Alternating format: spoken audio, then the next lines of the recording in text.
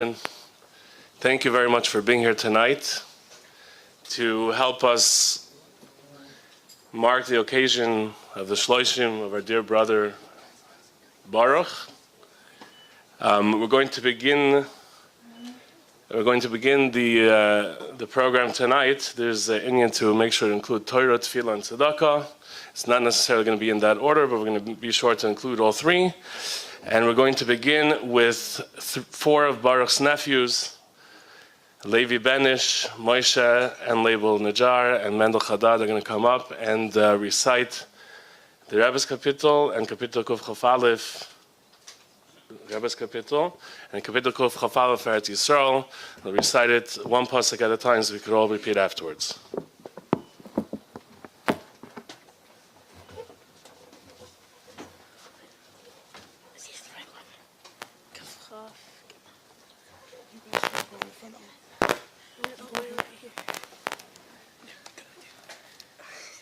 Right, here we go. 3, 2, 1, go. Yamal Shesai Maya Yeshiva Shamayim.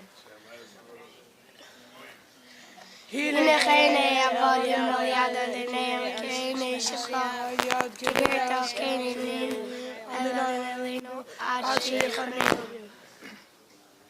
Chanenu Adonai Chanenu Kriyas Avanavuz Rabba Savalana Shino Allah Yashkanani Mambuzi Yayonin Shirama Sasaina Elarna Ezi Ezi Mima Hashem Isa Shalayim V'aretz Al Yitim Lamai Draglecha Al Yom Hashemecha Yimei Layon Malish Hashem Yisrael Adonai Shamecha Adonai Silcha Ad Yaminecha Yaim HaShemesh Lo Yekecha V'Yarech Halayla Adonai Yishmerecha V'Kol Yom Yishmer Nafshecha Adonai Yishmer Tzitzel V'Yecha V'Yat V'Adolam.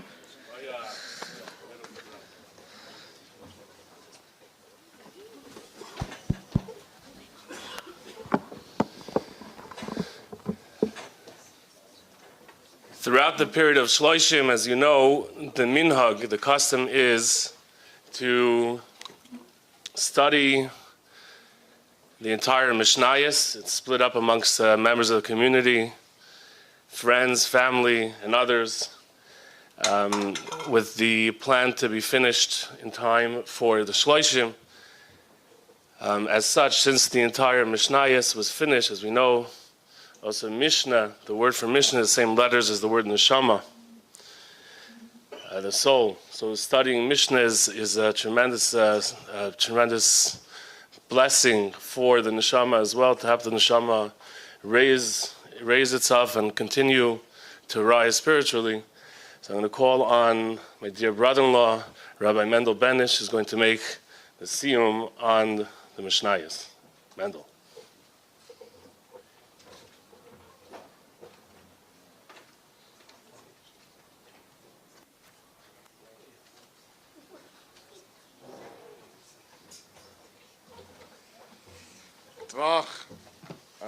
It's a great honor and privilege to be making the Siyum Mishnayos, representing everyone that learned all the Mishnayos for the past month, and the family really appreciates everyone joining together. What's special to me about this Siyum Mishnayos, although I participate in many, is that I feel that it's very much in accordance with Baruch's wishes, that it included many people from all across the spectrums of Jewish life, included also many women, many girls, nieces that participated in learning the Mishnayos, and I feel that that was very much according to Baruch's wishes, and it definitely gave him a great aliyas haneshama. So I'm going to read the last Mishnah, and we'll try to tie it together with Baruch's life and personality, which, as you'll see, it's very glaring connection. The last Mishnah reads as follows: Amar Rabbi Shua ben Levi Asar Kadosh Baruch Hu lahanchel l'chol tzadik v'tzadik shleish meis v'asar eilemes. That with the coming of Moshiach, hopefully speedily, every tzaddik, which, as we know, the Rebbe always quoted the pasuk v'amcha kulam tzadikim, refers to every Jew, is going to merit 310 worlds. What exactly these worlds are, it's not exactly clear. There's a few interpretations. One interpretation, it means that in the times of Moshiach we'll have spiritual pleasure, which is 310 times greater than the pleasure that we have in this world.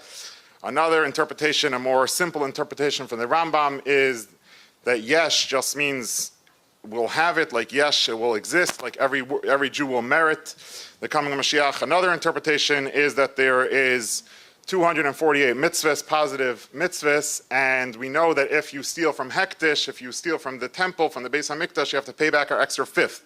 So if you do 200, if we know that the good is always stronger than the negative, so if in the Torah there's a punishment for adding an extra fifth, then Hashem rewards us not only for performing the 248 mitzvahs, but he adds another fifth. So if you do another fifth on the 248, it comes 310. Anyway, so hopefully we'll all merit those 310 worlds very soon. But anyways, the pasuk says, "Shneimar lahanchal eva yesh v'tzesem amale," that for my beloved ones I'll give yesh, I'll give these 310 worlds, v'tzesem, and their treasure house amale I'll fill up. The last statement of the Mishnah reads as follows: Amar Shimon Chalafta leMatzah Kadosh Baruch Hu Kli Machzik Bracha LiYisrael Ela Shalom, that Hashem found the only blessing that he found, which is the only vessel which Hashem found, which stores all the blessings, is the idea of peace. And we know, based on the klalim, based on the rules of the writing of the Mishnah, that every word is very exact. If you say just a positive, that shalom is a good thing, that's strong. That's a strong point on its own. But if you say loy matzah ella, that if he only found the only vessel for the Jewish people to have all the blessings is peace, it means this is the only way to have all the blessings. And obviously, when you think about Baruch, what comes to mind obviously is right away the idea of shalom, of peace, of bringing peace. First of all, bringing peace between each person and himself, feeling at peace with himself. That's also not so simple, but also bringing peace between people and in different stages of life, whatever it is. That's something which we don't need to think deeply to find the connection with Baruch, but it's obviously striking right away. And as the Mefarshim point out, that this idea of peace is stressed at the end of Mishnayos. You have the idea of peace at the end of davening. The last bracha is Amavarchas Am Yisrael B'Shalom and peace. And also at the end of Birchas Kohanim, which was actually the last conversation that I had with Baruch, was actually on this topic of Birchas Kohanim, because Sunday after Simchas Torah, when I went with him to the hospital, so obviously his first question, after a few hours of not being able to speak, his first question was, what did you Farbrengen Simchas Torah? So I had to come up with something really quickly. So I told him that I was learning a Farbrengen about the Rebbe was speaking about every Yid should bench another Yid, even not a Kohen, every Yid should bless each other with Birchas Kohanim. Obviously, he told me right away which year and the whole story behind it. But the last conversation that I had with him, he was discussing this idea of peace.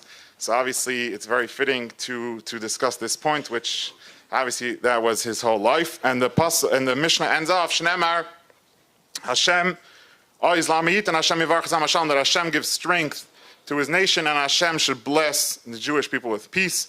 So that is, of course, my blessing to Hashem's blessing and to us all, that we should all have the strength, the family should have strength to carry on in Baruch's ways, and Hashem should give us, and all the Jewish people and all people all around the world should give us lots of peace. It's customary to tie together the end of the Mishnah and the beginning of the Mishnah. So also the beginning of the Mishnah talks about Kohanim, that the time to read the Shema, the earliest time to read the night Shema is when the Kohanim can eat Truma, which obviously we know also Kohen is the idea of peace. Aaron HaKohen was Oyev Shalom V'Reid of Shalom.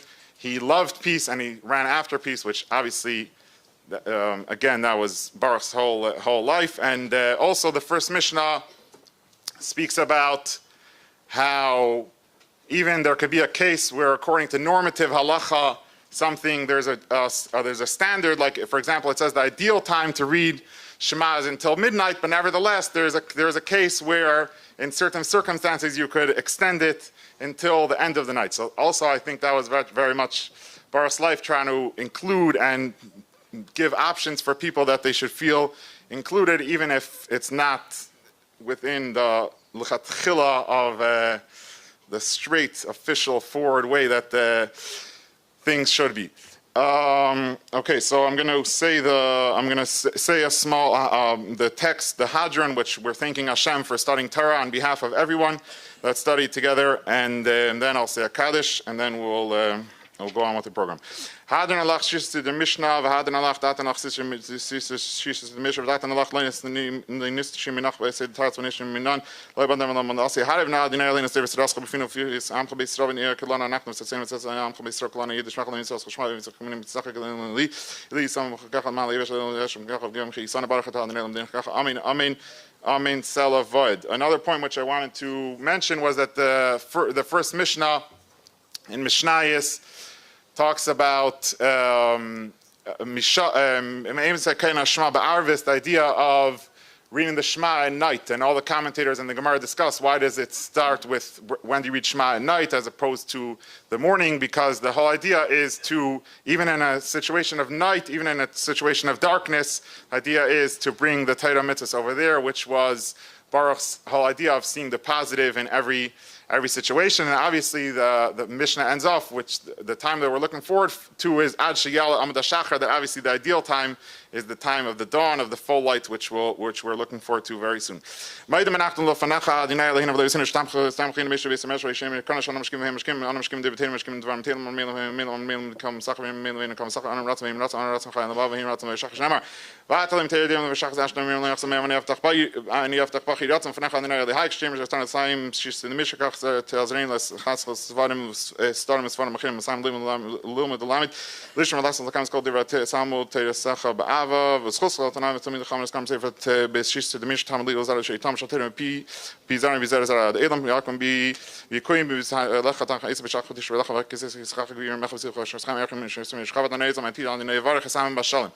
is this way, I think? Iskada Viskada Shmei Rabba. Bam the Rest Ram Khosbi Atzim Kana Mikara Mishiche. Khaychen und Michen Khayde Khabi Israel Goz Man Kalim Ro Amen. Hey Shmei Rabben Varach Allah Mai Baruch Shtab Khis Barbas Remis Nasel Service Levis Allah Shmei Kutcha Bricho. Leilem Kab Khas Fishras Tishkhas Nach Mas Miram Bam Amen. Israel Arban Matam Dem Koltem Min Sam Dem Kom Nas Ras Divas Dem Dem Khas Sar Sar Hein Khan Shama Ram Khim Khis Rak Khan Rikhim Zem Vikham Kana Min Kana Vin Shmei Vim Ro Amen. Hey Shlam Rabben Min Shmei Vchaim Toivem Aleinu Va Kol Yisrael Vim Ro Amen. Amen.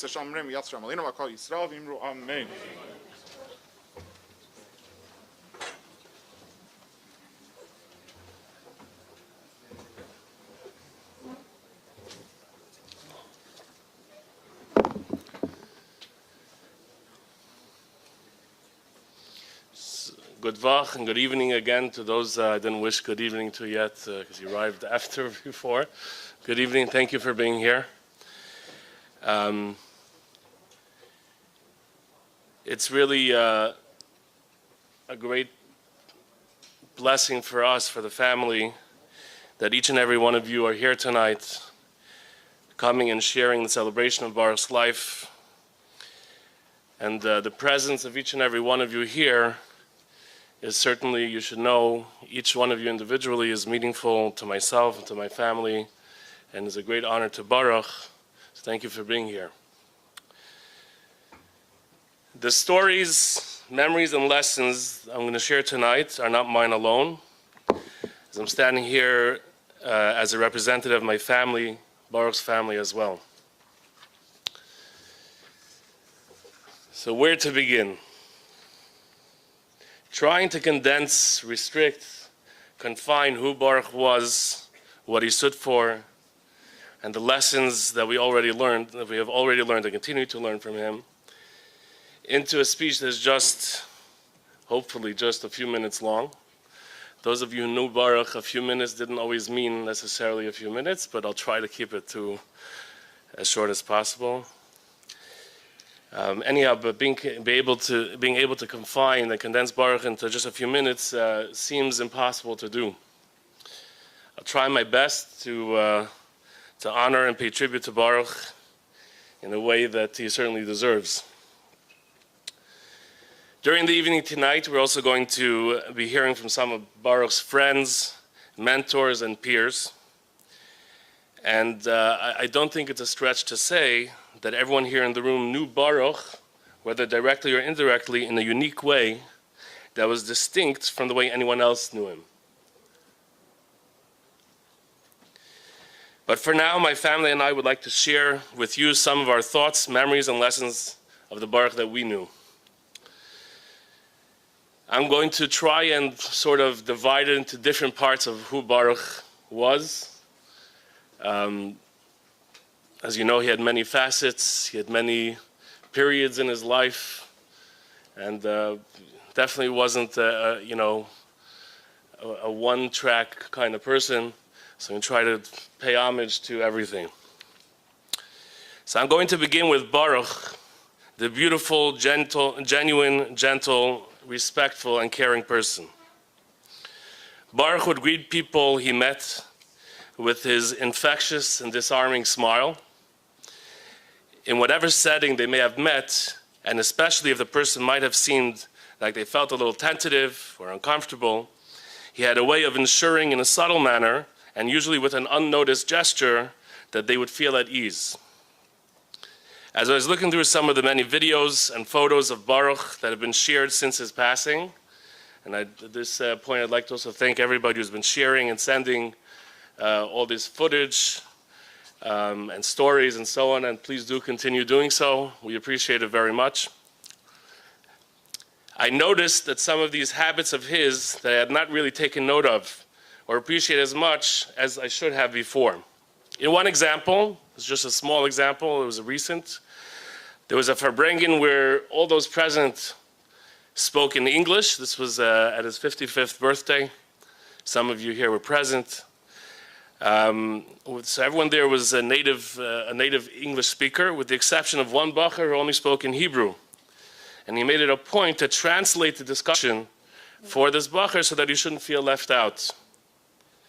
He would often do the same whenever there was a discussion on a Torah subject that perhaps not everyone around the table was familiar with, or perhaps didn't understand the references. He would make it a point to patiently pause, wait till whoever was speaking stopped, and then he would, in a few short and clear words, explain it to whoever may not have been as familiar, so that they could continue to participate and follow the discussion. There's, of course, a lot more to say about it, but I'm trying to condense it. Now I want to talk about Baruch, the noble spirit. Baruch always carried himself in a dignified way and had a certain aura or charisma, along with a quiet, confident humility about him. In his own unassuming way, he was able to make people of all ages and stripes feel comfortable in conversation with him, and that they should never feel inferior, even though the person he would be interacting with was rarely, if ever, on par with his own knowledge and understanding and insight. Baruch had exceptional character traits, exceptional midos. As I mentioned before, he greeted everyone with a kindly, inviting countenance, had a very humble manner. He demanded very little of those around him for himself, and lived without any materialistic endeavors or desires, really. He was simple in that way. Baruch also had incredible derech eretz, incredible respect and honor for his parents. Over the years of our father's illness, whenever Baruch would visit him, he would always give him his undivided and attuned attention and do whatever he could to make our father feel more comfortable and bring him as much joy as he could. Early in 2020, when COVID hit, Baruch went down to Florida and spent months with our parents doing whatever he could to help out, and especially to help make sure that they did not feel isolated and alone during those lonely days. After our father moved back up to New York, on many occasions, Baruch would bring along some of his chaverim, including Shmuley, who I believe is here tonight. I saw him before, I don't see him now, but he's somewhere, and Levi, to play music and sing for him as well. And I want to note that sadly, yet also in an inspiring way, which was certainly appropriate and typical of Baruch, the very last place that Baruch visited when he was able to leave his apartment. Hi, Shmuley. No, I just was mentioning that you want to sing for my father. The very last place that Baruch visited when he was able to get out of his house before we went to the hospital was during this past Chol Moed Sukkos. And after stopping at my sister's home and shaking Lulav Esrog, he made it a point to go visit our father, despite the deteriorating condition he himself was in. That's the last person he visited. This particularly is an area that we as his family admired tremendously and saw this as a lesson to us for what to strive towards. Baruch was Ohov Alabrius, he was beloved by others. Throughout my life, and I know that this is true of my siblings as well, when we would meet someone who found out our last name was Thaler, inevitably they would often also ask if we were related to Baruch Thaler. When I was a lot younger, when I was very young, I didn't quite appreciate what that meant. But as I got older, starting from my late teens and of course until this very day, it has always been a point of pride for me to call myself Baruch's brother. We always knew that Baruch had come across many different types of people over the years and that he touched many people over that time. But honestly, at least for myself, until after his passing, we didn't realize just how far his reach was and just how many people of all ages and from many different walks of life loved and cherished him. I don't believe he ever considered himself to be a formal leader of any sort, just a teacher and communicator. But I suppose that humble quality in itself is what led to him being beloved by so many. Learning more about this part of who Baruch was and seeing all the outpouring of love and appreciation so many had for him has been a great source of comfort for us. Which brings me to Baruch, the family man. Baruch had a very special place in his heart for us, his siblings, and his mother, and his father. From when he was very young, he always had this feeling of responsibility and care as our big brother. You know, in fact, in recent years, I was having a conversation with him, and he apologized to me for not being more present in my life at different points, which of course I said there's no need to apologize. But he definitely took being an older brother to 5 younger siblings very, very seriously. He would do different things at different times for each of us separately to make us feel special, and each of us in our own unique way. And naturally, even those times were always teachable moments, threaded through these experiences. There wasn't just a time when we felt special or felt to spend time with him, but he also found ways to teach us something along the way. I'll share a few examples. So in the early 80s, when my older sisters, Leah and Devari, were very young, in the early 80s, Baruch made a point to take them to the corner of the block we grew up on, just around the corner from here at Union Street and Brooklyn Avenue, to watch as the Rebbe would walk by from his house on Pleasant Street to 770, to give them an opportunity to say Good Shabbos to the Rebbe as he passed by. I'll share another story. Some of you, this is just a personal story. Some of you may have heard this already during Shiva. Forgive me if you did. It's a highlight in my life, so I'm going to share it again. This is a little bit of Baruch the mischievous also. So there's a Gemara in Brachos, I think it's Daf Mem Gimel, that talks about if somebody is traveling at night alone, and it gives a description how to make sure that you stay safe. And it says as follows. So one night Baruch is putting me to bed, and he shares this Gemara with me, and he tells me, it says in the Gemara, and he worked backwards from the way the Gemara says. He says in the Gemara, it says that if there's 3 people in a place, the mazikin, the demons, can neither be seen nor heard. They can't be seen, they can't harm you, you're safe. If it's 2 people, they could be seen, but they won't harm you. And if there's 1 person, if it's just 1 person alone, they could be seen and they could harm you. And he promptly left the room, closed the door, and he was kindly came back a few minutes later with a sefer called Sefer Reziel HaMalach, which I had never heard of before. Reziel HaMalach apparently is a sefer that's meant to be a segula for protection of the home, protecting from fire specifically, but he explained to me that if I have this Rizil Malach next to me, I'll be safe. And my sister found it in the house today. It's Baruch Hashem, it's nice and worn out. I don't think it's because anybody studied it. It accompanied me. So this was, again, is an example, Baruch having a special time with me, being mischievous, playing a prank, if you will, but at the same time using the opportunity to teach me. Taught me a piece of Gemara and taught me about a segula. Baruch would often come home after Farbrengen, after the Rebbe's Farbrengen, and share and translate in English the ideas that the Rebbe spoke about at the Farbrengen. On one such occasion, he shared about the Rebbe's discussion regarding Moshiach arriving as a poor man riding on a donkey. Hearing this, my sister Devari, who was a young 4 years old at the time, asked Baruch to take her to 770 so she could see whether the donkey is there. At first Baruch hesitated, but he saw how sincere Devari was about it, and indulged her stubbornness and curiosity, and patiently and lovingly acquiesced and took her to the driveway of 770 where the Rebbe's car was parked so she could check for herself. She was convinced that it was a donkey, but said, no, look, it wasn't a donkey, it was a car. And I was just watching the video of him sharing the story at that same Farbrengen, and he said that he shared the story with such great joy and a massive prideful smile on his face. He got a kick out of his younger siblings too. I remember there were times that Baruch would take me, I would imagine he took some of my siblings as well, to Simchas Beis HaShe'eva. He would treat me to whatever fare they were selling there. It must have been a hot dog at 2 o'clock in the morning, something like that.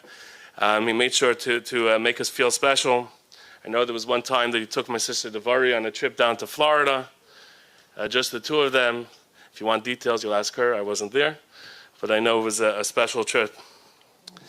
Additionally, family simchas were also very important for Baruch to participate in. Even during his years when he was not around Crown Heights very much, he would make it a point to come to simchas whenever he could. This is something he always looked forward to. So, for example, funnily, when my now 16-year-old son Mendel was born, this was back in 2008, Baruch had just recently completed his studies at Columbia Film School, and he made a point to come to, at that point we were living in Georgia, he came to Georgia with his brand new camera, his video camera, and I will tell you that he captured footage of the bris in a way that nobody else ever captured. I asked him for many years to give me that footage. Every time it was a different excuse. It's here, it's there. I never got that footage. It's probably somewhere, but just to give you, that's like an example of his different worlds kind of converging. Going through videos and photos of family simchas, as you'll see some of it later, without exception, Baruch had a great smile on his face, exuded genuine joy, and danced like nobody else. No family simcha ever felt complete without Baruch being there. Baruch also made it a point to give special attention to his many nieces and nephews. At this point, I also want to take a moment to thank all of Baruch's nieces and nephews for being there for Baruch, especially the older ones who went to visit him, Ita, Esther, and so on, and Levi, and everybody else who went to visit and spend a tremendous amount of time with Baruch, making sure that he was as comfortable as can be. We really appreciate that. More recently, I know that he had spent many hours, even during his illness, with my nephew, Levi Bennish, asking him about what he learned and patiently answering a lot of his inquiries, especially about old Sifrei Kodesh that Levi had found. And he took great joy in spending that time with him. Baruch was beloved by his family, but even more so, we learned that he loved his family tremendously as well. Baruch, the scholar and teacher. Baruch always had a tremendous thirst and drive for learning and exploring in all areas of scholarship. He delved deeply into so many fields of study, including Torah, Tanakh, Talmud, Midrash, Chabad Hasidus, many other Sifrei Hasidus, Kabbalah, worldwide Jewish history and culture, Hasidic history, culture, and song, Chabad history, culture, and music on the one hand. On the other hand, we know that he was also a polymath of sorts, in other fields of scholarship, including philosophy, arts, film, history, culture, various paths of healing, and countless other areas that are numerous to mention. Throughout his studies, even when he was already very advanced in a particular field of study, he was always a humble recipient and attentive student of whoever his teacher was. In truly extraordinary fashion, he retained all of what he learned, unlike myself. He definitely, through many times since Baruch's passing, we're trying to remember a certain detail, and we turned to each other and said, Baruch would have remembered. Baruch would remember those details. Benevolently, he was happy to share much of what he learned with anybody who he felt was inclined to listen. For him, this was not a distinct activity that required of him to put on his teacher's hat per se, but rather it was an innate part of who he was, which was to know and to share. In the Torah that my sister Leah prepared for tonight, you'll find some of his scholarly endeavors printed, ranging from a long, complex essay on Chassidus that he wrote in his early 20s, to a more recent project he was working on translating the Russian documents related to the Alter Rebbe's incarceration. As I see it, for Baruch, studying and teaching were not two separate endeavors. For him, learning, sharing, teaching were all just different facets of the same experience of scholarship. Over the years, and this is a personal note, over the years I always had the good fortune when people learned that I was Baruch's brother, they just assumed that I too must be intelligent and knowledgeable. But who am I to correct them? And to tell you the truth, this was not something that ever made us envious. On the contrary, it was a quality that we so admired, and his love of learning was something that till today, I know for myself, and I'm sure for my siblings as well, is something that we aspire to. And I'm sure that much of my own interest in learning and discovering was influenced by him as well. In more recent years, even more so since he moved back to New York around 2019, Baruch was fully immersed in spreading the warmth, light, and inspiration of Torah and Chassidus with the many seekers he came in contact with. In his own way, he carried out his mission of sharing Torah, Chassidus in particular, with those who he could, with a great desire to inspire and uplift their souls. Which brings me to Baruch, the Baal Nigunim. I say Baal Menagin, I say Baal Nigunim, and I'll explain why. Baruch, as you know, had a beautiful, sweet, and delicate, soulful voice. He had a deep appreciation of nigunim in general, and the Bavitch nigunim in particular. He was very careful to learn the nigunim precisely as they were intended to be. Baruch and I would often sing together at the Shabbos or Yom Tov table.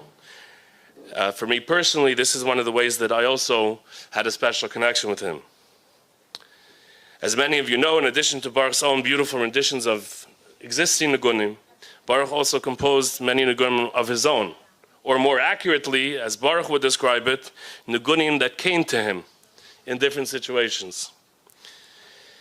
In more recent years, even more recent years, he composed nigunim in all areas of Jewish life, including Nusach, Haggadah, different parts of the Ksuvim, and Chassidish Vertelach, like Trach Gut Wird Sein Gut, Think Good It Will Be Good.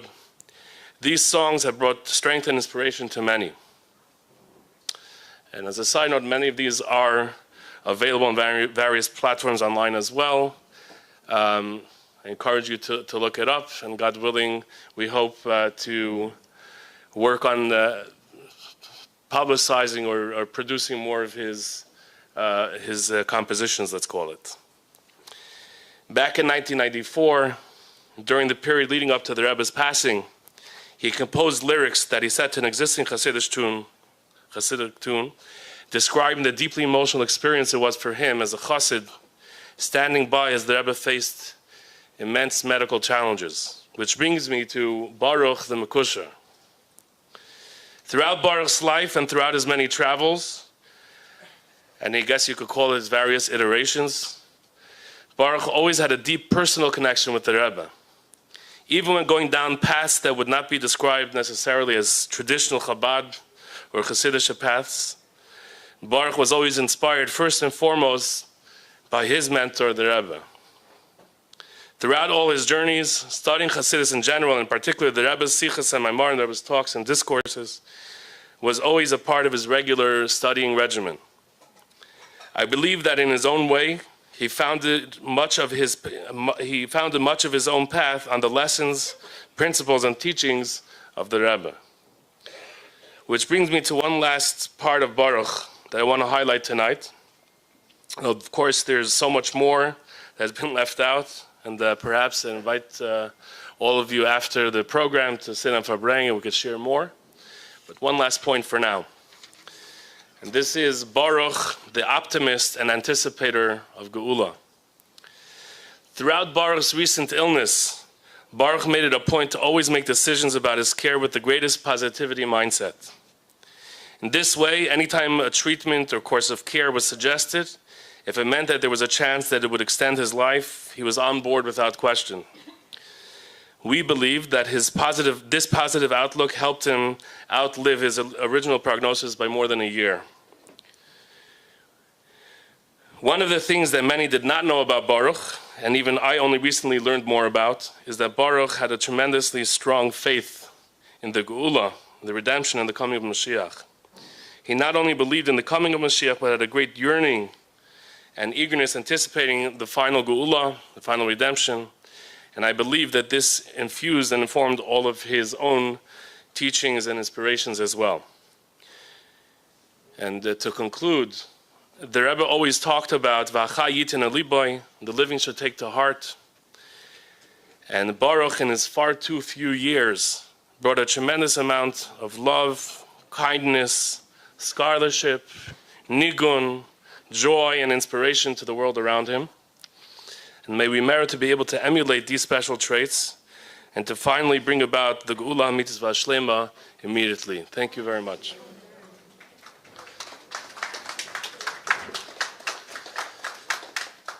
I'd like to call up a close friend and mentor of Baruch to share a few words, Rabbi Simon Jacobson.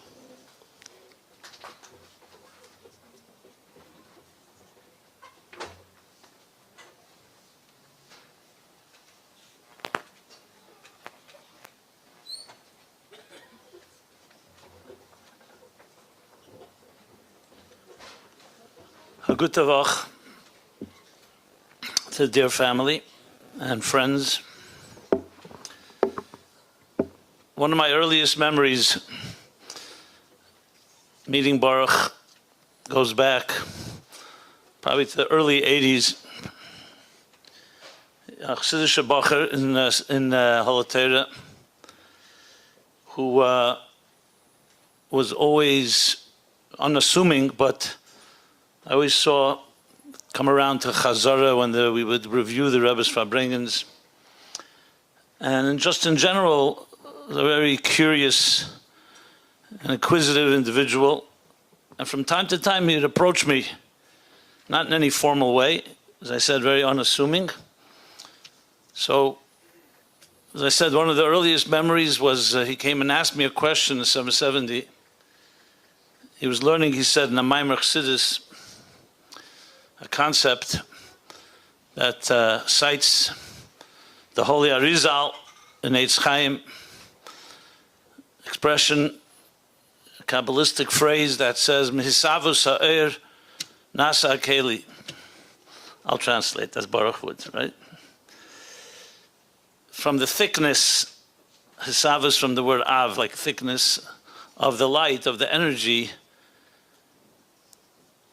the container is created. And he asked me to help him understand what this means.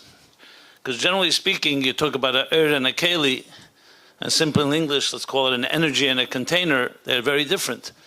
You know, a light bulb is the container, the electricity running into it is the energy, and they're not the same thing. And the electricity doesn't create the container. You need to have two separate, and here, it appears that the energy itself creates its containers. So we had this relatively lengthy conversation. I can't tell you I remember all that was discussed. But you know, in these type of conversations, you get to know a person a bit. because it's not superficial and it's not for show and for any other reasons. It's really just simply trying to understand the concept and idea. So I wasn't surprised when I opened the Shura, the booklet that you prepared, and I see the first essay is a 10-page profound essay on one of the deepest discourses in Chassidus, which I didn't know that he wrote. I'll study it later. But everything is divine providence, Hashgacha Pratis. So really, what is this concept? And then, as I think now, here we are in the Shloshim, years later, and in retrospect, in many ways, this seemingly random discussion we had perhaps reflects a very essential character among all the other details that were mentioned about Baruch. I mean, it's not an exaggeration to say, exactly as you just described, the diversity and could even call a rainbow of so many different colors. Ish Eshkelis is an expression sometimes. It talks about a person that has so many different talents and skills. Most people, the people they know, fit into a small group, 3 or 4 types. It's rare to find someone that's a friend with all types of people. Not going to compare him to Moshe Rabbeinu. I don't think that would be, even though Achrim Meis Gdeshim, but the Gemara says in Brachos, it says that when you see someone, you see someone that has seen 600,000 people. That's a nuchlasa. You make a special blessing. It's called Baruch Chacham Harazim. Blessed is the one, the wise one of secrets. Why? So Rashi explains, because, and I'm elaborating a bit, because again, most of us, the amount of people we know, fit into certain our comfort zone. People that are like us, people that we're doing business with, people that we have something in common with. But someone that can contain and relate to 600,000 different types of people, that's only a wise one of secrets, and it's only Moshe Rabbeinu that we say that about. But nevertheless, there are individuals that appear from time to time that have that element. And it's not so simple, because many of us are actually not so comfortable with things that don't fit into our comfort zone, into our structure. And that causes people to become judgmental, and we stereotype and we have prejudices because we're not comfortable with certain things. But anyone that has faith in God knows that life is a mystery, and each soul's journey is a mystery. And that mystery takes us through the ups and downs and twists and turns. Many of us maybe only carry those secrets inside. But the fact is, some people, you see it more in a more obvious way. So though I cannot call myself as a colleague of Baruch's, because I was in the same class of his, I was a little older, but I did know him back then. And then the last years, we happened to just reconnect. We'd bump into each other, he'd come to my house, Farbrengen. And so I'm not surprised by some of what I've heard here and what I've seen. But I'll tell you this, in my own journeys, I met many, many people, some of the strangest places, not going into details. At Baruch was their connection, something he said, an interaction. And Baruch, of course, was completely, as I said, unassuming. He never carried this on his resume. These were the little, what we call the unsung heroes that change people's lives. So I can personally testify to that. And again, the diversity. I remember, this was probably in the late 80s, 86 or 87, I think, 1987.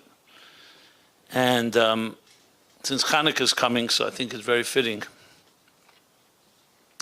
So I prepared, at the time, Rabbi Metzger had a institute called, what was it called, when he did the advertisements, the Chai Foundation, what was it called?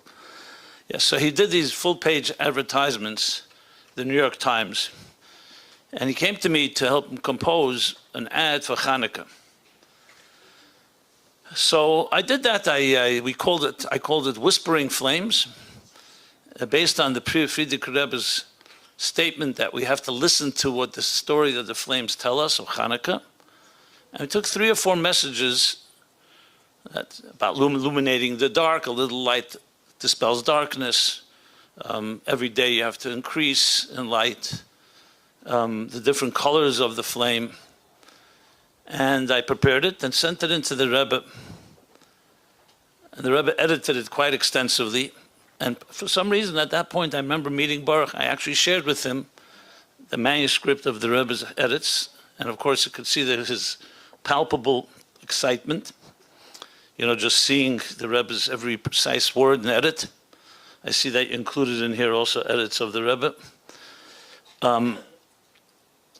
And the 2 edits that I'd like to mention, there's a lot of edits, but one that, especially the one I want to emphasize, but I'll already mention the first one. On the word whispering flames, the Rebbe circled that and said, Harazeloi belachash ki'im persumen nisa. Hanukkah flames are not meant to be whispering quietly, as if it's a secret. It's persumen nisa, you're supposed to publicize it. Now, trust me, I didn't have any issue with that the Rebbe didn't necessarily appreciate my poetic license, because obviously whispering doesn't mean physically whispering, but even the impression that it gives off that it's somewhat like undercover was already, for the Rebbe, not accurate. So we had to figure out, I think we ended up using Once Upon a Flame or the Story of the Flames, I don't remember what it was.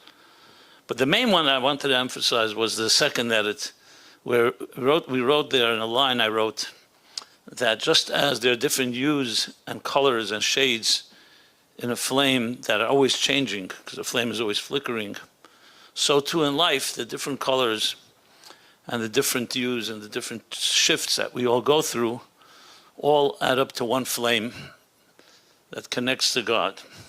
So the Rebbe circled the words changing flames, and he asked which color exactly changes. The colors don't change. The blue remains blue, the red is red, the yellow, yellow, the white, white.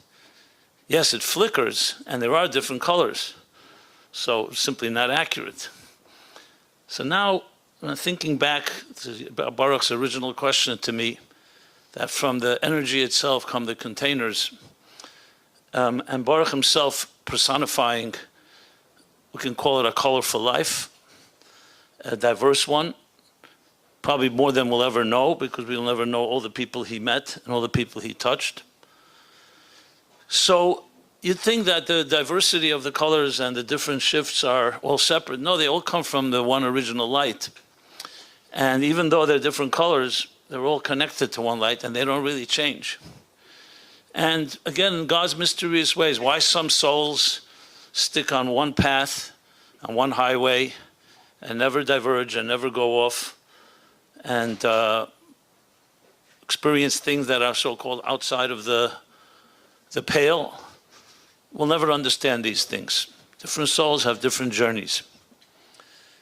And when I think of Baruch, I think of that because, again, just from the few people I've met, and some of them are here, many are not, I could see that a soul, a wandering soul, that in a way, a spark collector, if you wish, using a Hasidic terminology. Sparks.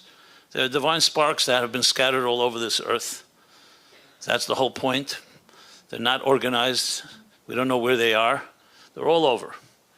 And as we, each of us travel, so we're allocated a certain amount of sparks to elevate, and then there are the souls that seem to be able to find or connect to sparks wherever they may be. And some are, especially in our day and age, as the Rebbe Rashab says, the sparks are so scattered we just have to grab whatever we can get because we don't know where and when we'll meet that person again. So we don't need to have a whole strategy and it's always not going to be figured out. You know, the time of the Beis HaMikdash, things were very organized. All the Jews were in one place in Jerusalem, in Israel. But in Golus, when we're all scattered, it's not just physically scattered, they're also emotionally scattered and spiritually and psychologically scattered. So that is a tremendous tribute for a soul like that, you know, to be able to have achieved that. I have no doubt, as His brother just eloquently described that it came from his connection to the Rebbe, and that empowered him. And in the most humble way, because I honestly never saw at all him even describing any of this. I've talked to him many times, so speak in my own conversations. So he understood this is just what you do. It was natural, like a fish in water. You know, it's not like something you have to stand and brag and talk about. You know, I'm talking about it because I just think it's important to emphasize. You know, when I think about it, clearly he's taken far too early from us. You know, I feel that his narrative was not over, and there would be many more surprises coming. You know, I visited him in the hospital as his family's request. They called me right before Yom Kippur. That's probably how many days before that, right? When, just a few. I mean, his spirit was all there, and he didn't show any signs of, from a spirit point of view, obviously he was frail, and he wanted to talk about the Rebbe, about Yechidus, about the mission in life, getting strength. I shared with him, which I saw definitely gave him chayas, and I hope that was one of the messages that he carries and continues to carry. You were there, I think you videoed it. So I shared with him, my father had a mini stroke in 1989, right before Rosh Hashanah, right before Rosh Hashanah Tavshinun. And he ended up in the hospital, actually in the same hospital, where I went to visit, not the same room, not go that far, but the same hospital. And my father ended up there, sadly, on Rosh Hashanah Yom Kippur. On Erev Yom Kippur, that year actually, the Rebbe had a Farbrengen, the only time ever, a Farbrengen on the first day of Rosh Hashanah. That was the only time. Rabbi Groner told me, he didn't want to say with certainty, he says he thinks it was in the honor of my father. And the Farbrengen, the Rebbe did ask me to say L'chaim, but I don't know if it was in honor of my father, but there was a Farbrengen. But Erev Yom Kippur, this I can tell you, because it was happened with me personally. I was called by the secretary of the Rebbe. He was looking for me early Erev Yom Kippur, the day before Yom Kippur, which was literally when I came to see Baruch years later. And I come down to Gan Eden HaTachten, the room right outside the Rebbe's inner sanctum. And the Rebbe brings 2 pieces of lekach, 2 pieces of honey cake, and gives it to me and says, this is for your father in Yiddish, that he should have a blessed year, a sweet and a healthy year. He said, Azisa and gesunte Jahr. And then the Rebbe smiles and says to me, tell your father, I'll say it in Yiddish, just for the original. Baruch, I know, spoke fluent Yiddish, so he understands what I'm saying, and then I'll translate. Sag dem Taten, als Bescheid hat verendigt sein Schlichus, auf was mit dem dort geschickt, wird man von dort nach Reis losen.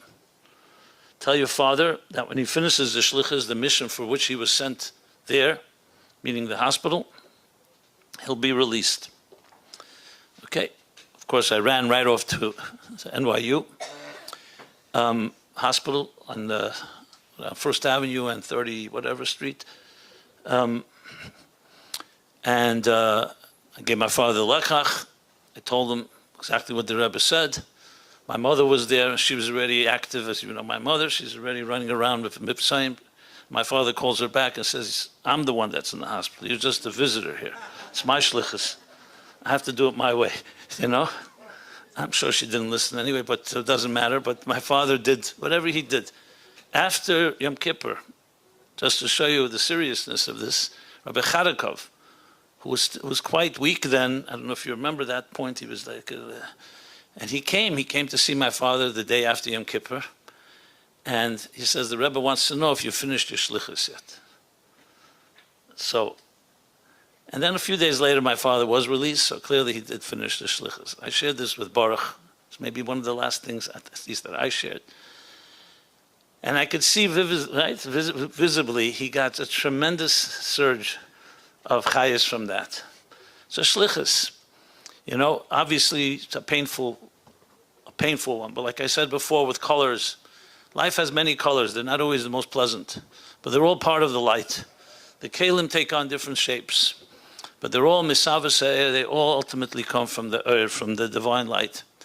And then they just take their form. Now we always want to have b'teirav v'nirav v'nigla, everything should be in the most revealed, positive way. But I could say without doubt, I did not see, and I'm sure you guys can testify to this, the family, one tinge of anger or bitterness or like why, or all those feelings that are of demoralization and disorientation that comes, none of that. So the neshama, the spirit, was very, very powerfully visible. And I'm not saying that to be dramatic, it's just something I just saw. Unfortunately you see the opposite very often. And so to me there's no question that the light was always shining no matter what colors and shapes it took on and all his, again, twists and turns of his unique journey. And as I said, far too early, what can I say? The narrative is definitely not over. Baruch, I don't know what's going on Lamaila with it so colorful there as it is down here. I guess it's not. It's a little more pleasant, as they say. You go to heaven for the climate, but you go to the other place for the company. Because it's a tongue-in-cheek a little, so please take it with a grain of salt. Because, in Gan Eden, everyone's learning Torah all day. So I'm not saying it's boring, but it's pretty much a certain path. So I hope Baruch continues his colorful ways. Let's make a little Lebedic up there in his own quiet way. And of course that voice, I just want to say his voice. I had the schus right before Rosh Hashanah. We did an event here on President Street for young singles who will one day be younger, married people. And Baruch showed up, and he was pretty weak, but he began to sing one of his classics, the end of the Maimer of Basar Legani, where the Rebbe says that V'niska zenzich min remen dalamata masaret tfachim, that we should merit to see the Rebbe down here, down below, v'hu yigalenu, and he sang it with the tune of Shamil. And initially I was going to help him sing, but I saw what a voice. I never heard him sing before, to be honest. And he just sang it beautifully. I think there's a video of that too. So, what can I say? You have Negina, you have the Chassidus. The Alter Rebbe said to his Chassidim, who told him, we don't understand Tanya. This is going back all the way to Alter Rebbe's Chassidim. And the Alter Rebbe said, because Tanya is only half the story, you need the other half. And what's the other half? The Alter Rebbe said is Negina. Negina doesn't just mean the sing-song, it means the feeling. It means the emotion, not just the academic and the scholarly aspect of it, but the experience of it. So in the schus of the touching so many neshamas, and yes, gathering so many different sparks, and these are, as we were told by the Rebbe, the last sparks. So just as Baruch was singing about the Rebbe, and the Chassid is with the Rebbe together, so we should be zeiche, exactly as the Rebbe said, to see them all return to this world, so we could see all that colorful and diversity, and the changing, not the changing colors, but the different colors, all part of that larger flame. So no matter how the kelim manifest, and even though they come from the hisavos, the thickness of the air, but they all come from the air. So ultimately, it's a all-pervasive divine unity that just encompasses all the diversity in all its strangeness and all its bizarre forms and shapes that it takes, but all connected ultimately in fulfilling that mission. And I think a lesson for all of us is having that attitude with everyone we meet. Sometimes you meet someone that may not be exactly in your wavelength, if you wish, or your comfort zone, but all are neshamas of Hashem. And like the individual who told the Tana in Gemara, when he looked at him and said, look how ugly you are. And he said, Lech l'uman shasani, go to the craftsman that shaped me. So it needs its own explanation how he could have even have said that. But maybe it's a lesson to all of us that even a Tana, sometimes you see something that doesn't fit your comfort zone. But there's a big uman, there's a craftsman and an artist, a cosmic artist that has created us all diverse. And we should not be afraid of diversity. We should understand that it's all part of that one achdus and one divine unity. It's been an honor to know Baruch, to continue to know him, to meet some of his friends that I did not know before. And may his neshama continue to influence and inspire us all. So we say that all to Baruch. Thank you.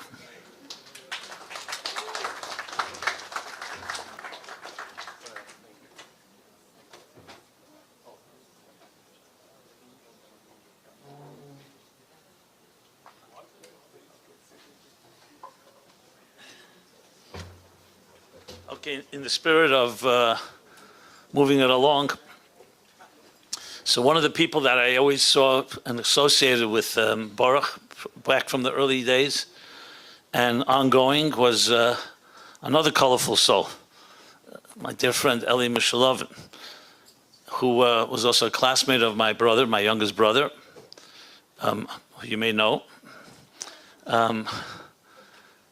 And I remember same world, the Rebbe, the Sichos, the Maimorim, that whole world.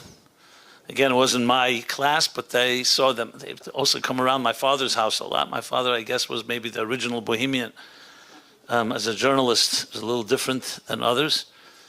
But, so I want to call up our dear friend, Eli, who knew Baruch probably maybe better than anyone. I don't know if that's the right way to put it, but we'll see. He'll share what he wants to share. So please, everybody, Eli Mishulovin.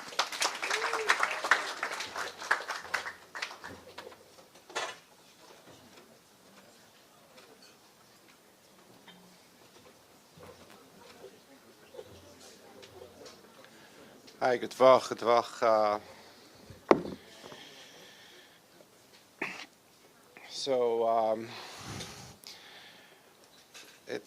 It's difficult to speak about Baruch for many reasons. First of all, it's just very hard to, emotionally hard, and also, he's being as unique and eclectic and diverse and dynamic as he was.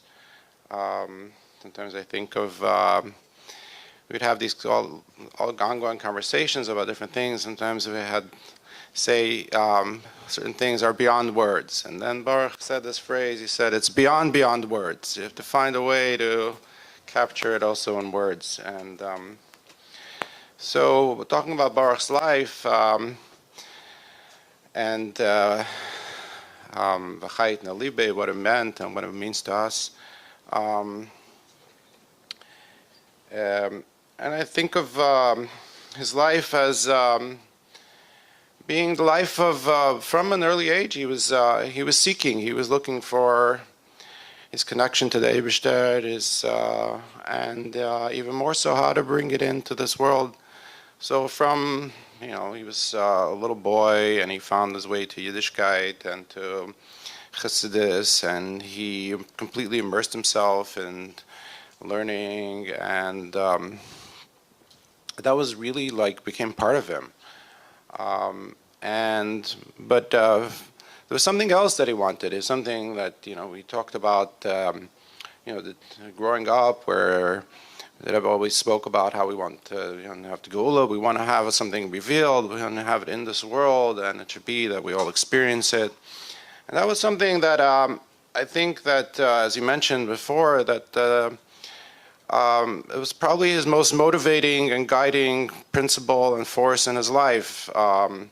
So there was many aspects to him and many people all different kinds of people that he connected to, but besides all the people he connected to, he was also, a scholar and immersed himself in deep study and in a very unique way that, not only did he learn a lot of Chassidus, a lot of Torah, and read all, but he also found a way to make connections that was between that he his knowledge kind of created like a corpus. It wasn't like just random or things that he picked up. And it was true also in his life. He had this thing where he found Hashgacha Pratis and everything in his life, that he found the connection and how it related to him, how it related to what he did in his life.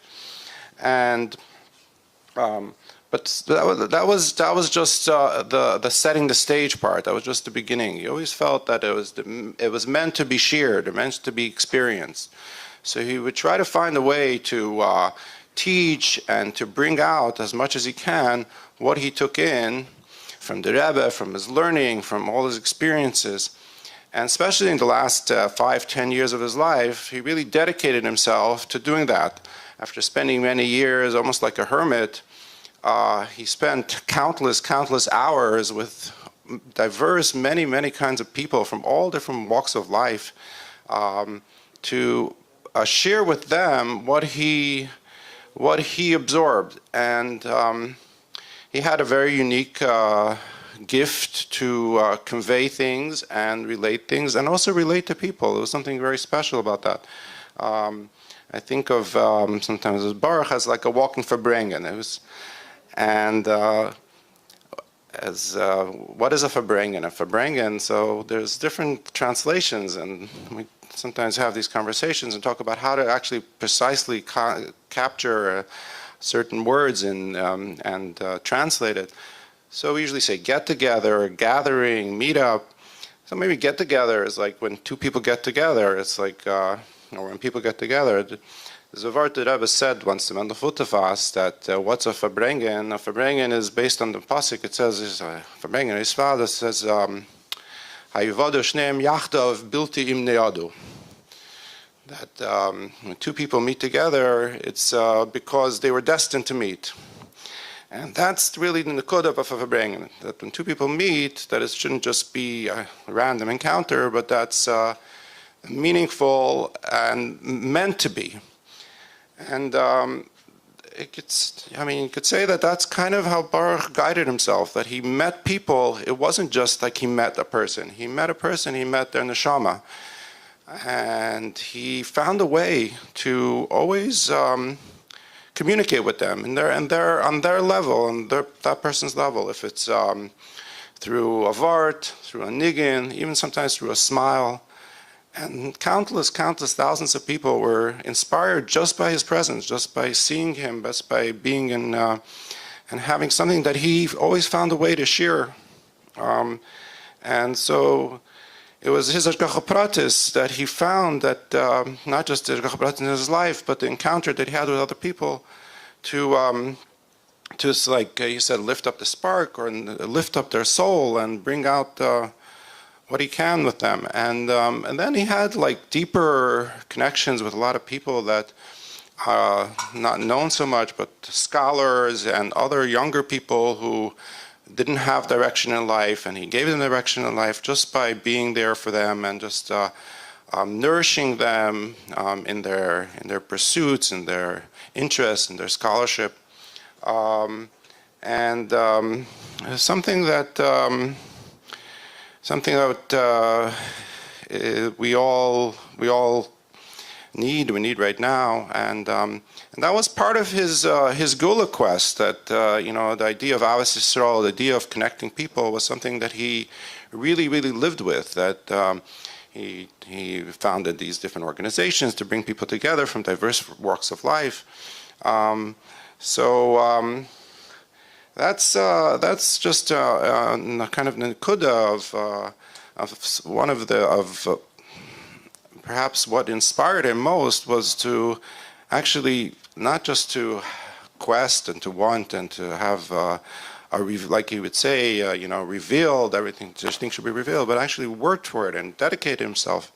I know in the last years you've spent countless time, hours with even young Bochurim and talked with them about stories about what was like with the Rebbe and growing up, and he had his memory of these events were very like alive, and he really brought it out to them. And these were the kids that he didn't have these experiences, and somehow he brought a new chayas to them, not just with the Rebbe, with Yechidus, and he would say that he actually found that it revived him because he found also a new chayas that the last years he would have the shir that he would go over the sichas of the last Aleph Nun Beis, and he said by going over it with these young bachurim, he was found that very revived and a new insights that he didn't see before. So that's just yeah, I mean, so that's v'chayit nelibe, like you said before, that that's something that we could all learn from, that every person has their neshama and connect with people with their neshama and not just their personality, and find it wasn't something that he found that he sought and he looked for. It's just like by him living from the neshama didn't have to have, it wasn't through pretenses. Although he worked really hard on it and he constantly would seek ways to improve both his connection with people and his communication, which was something which is a big part of him. Yeah, and it's also somewhat merumaz and in his name, Baruch, that it was one of the things that he would find connections with the name of Baruch Binyamin. That Baruch is Lashon bracha, Lashon amshacha, to bring, and that was something that he, not just to bring brachas, some blessings, but to bring his light and to evoke in other people their light. And Binyamin is, we read it in this coming week's parsha, the story of Binyamin. And the word Binyamin also comes from Ben Yamin, and Rashi says it has to do with Ketzah Yamin, with the Geula.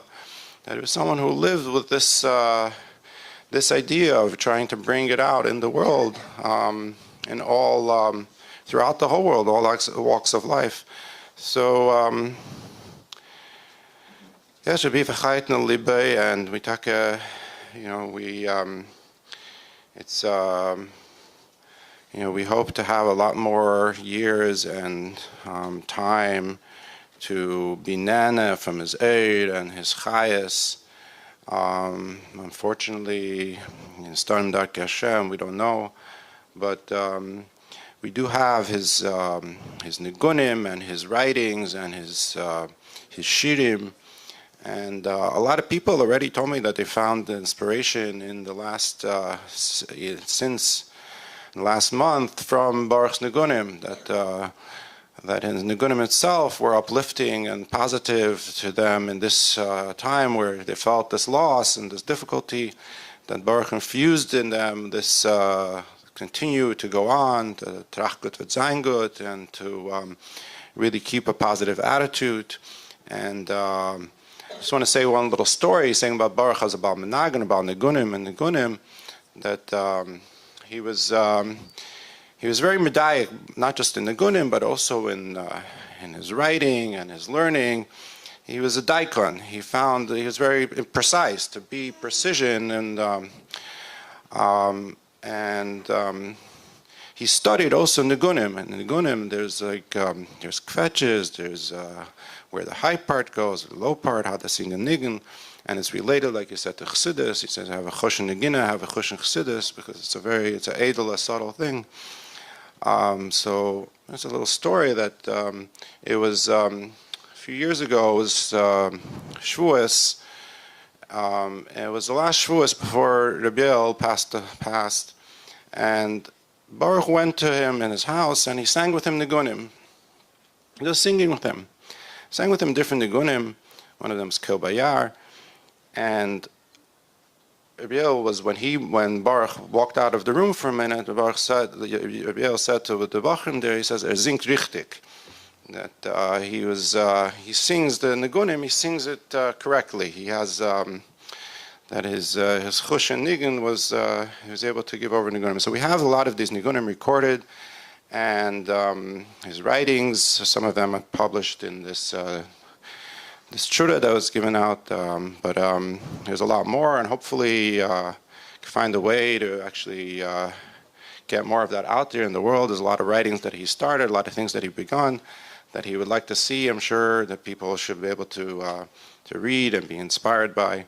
So hopefully the V'chayit in the Libe will continue in other ways, that not just the memories of him, but even his teachings should be shared, and all in preparation as he quested and he wanted that should be a revealed good in the world, and should be that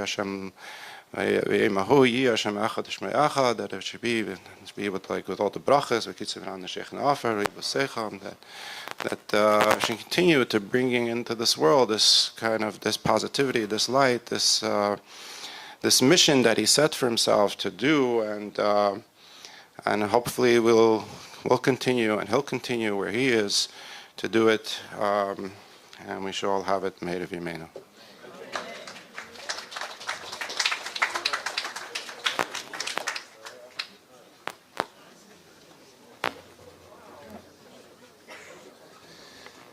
All right, thank you very much, Rabbi Simon and Rabbi Eli, for your heartfelt words.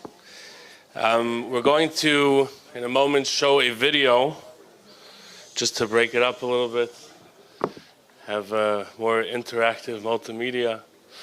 We're going to be showing a video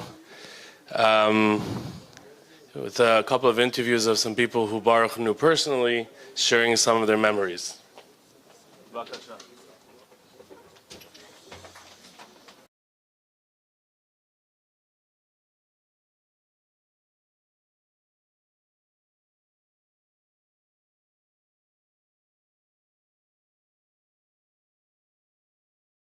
Very old friend of Baruch's. We go back to the end of 1986, beginning of 1987. We met in Morristown. We were chavrusas for till he went away to Australia, and we were very close until we moved away to England. He came to my wedding in France, and our friendship, apart from spanning such a long period of time, covered such a wide spectrum of topics and discussions and Farbrengens. So the story goes like this, but me and Baruch and a couple other guys were sitting around the apartment on Montgomery Street one Thursday late afternoon, early evening. I was like, we should go out, let's go to the city, we've got gas in the car, why not? So we went to the city, and we got to the city, and then, like, well, what are we gonna do? So they said, well, we went to a pool hall and shot some pool. I don't know why. I remember there being a discussion about René Descartes, who was a billiards aficionado based on the geometry of it, and we had a whole long discussion about the geometry of billiards versus pool, etc. And around 11 o'clock, we were like, well, we should go and do something. Should we get something to eat? We didn't know. So I said, let's go to a club. And we get to this club, and they have these 3 rooms, and it's each different music. And there's this sort of ante-room, the Preusdar, if you will, before you went into the Tracklin. And we were sitting there, and there's people milling about, and there's people inside the dance room and whatever, and we didn't really go inside. And somebody, there were a few of us. There's me, there's Baruch, and we started singing a niggun or something. It was weird. We started singing this niggun, and then Baruch started like saying this mimer. I don't even remember which mimer it was. It was a short mimer. It was only about 10 minutes, 15 minutes. He said it very fast, and there were a couple people that were sitting there that had been listening, and then there were more people. There was probably about 15, 20 people that were sitting and listening, and somebody says, "What was that?" So it went into a whole Farbrengen for, like, I don't know, it felt like a long time. It was probably only about 45 minutes. And then it kind of dissipated, and everyone went about their way, and we did the rest of our night, and that was it. So the next week, we decided we were going to try it again, and we did it again, and the same sort of format. And we had more people. It was a little bit of a longer Farbrengen. Anyways, we did that for like 2-3 weeks. 3 weeks. Just under a month, I remember, because it was like a Shabbos Mevorachim or something. We didn't go. We were up all night doing something else. And that was just sort of like, by the end, I would say there was, maybe 40, 45, 50 people. They were all hanging around listening to this mimer and listening to the niggunim and hanging out and listening to the explanation afterwards. And it was just a really cool, chill vibe of unity. And that's what a makif does. Baruch had a very makif-dike persona. And it displayed itself on so many different wavelengths across a very broad spectrum of people and backgrounds, etc. Trach gut, wird sein gut, wird sein gut, wird sein gut. Trach gut, wird sein gut, wird sein gut, gut. Hey, trach gut, wird sein. You know, there are some things that one cannot express in words. A relationship, it's just there. It's just so marvelous, and it's very hard to express in words. He used so many fine points that, you know, whenever that he was able to explain. And in the beginning, it was kind of hazy because he was part of a group, and I did not single him out yet. After a while, he stood up. It was in the Carlebach shul, and his personality somehow was very intriguing to me. I was so happy, you know, when it became a physical family and so on. Yeah. A very special family. I always thought of him as the original family. You know? A best friend is even sometimes closer than a husband and wife relationship, because you will sometimes things to a best friend, tell a best friend things about yourself that you wouldn't want maybe your husband to know, because he would think less of you. You'll diminish in his eyes if you admit to some negative feeling. But you can do that, you can say that, you can share it with a friend. So that's what friendship with him meant to me, that I don't have to worry what I'm saying. So it meant a lot. Yeah. Then we kind of connected, and he started visiting me frequently, and he would bring me a present, the latest niggun that he composed, and he knew that I liked the very serious, deep niggunim. So I felt like it's the biggest present, the best present that he can bring me. And then also his light niggunim, but mostly his the two niggunim that especially that I kept asking him to repeat and repeat to me. So in the end, it's always turned to the Yechidus, to the backgrounds, the Yechidus backgrounds, his and mine, and what he's learning, and and always turned to that. That was like done within 2-3 minutes, and we're done with it. And he was so excited. Before Baruch Thaler, he brought me material about the Alter Rebbe and some things that I really never seen. And the same thing, he also was very excited when he found for me an article about the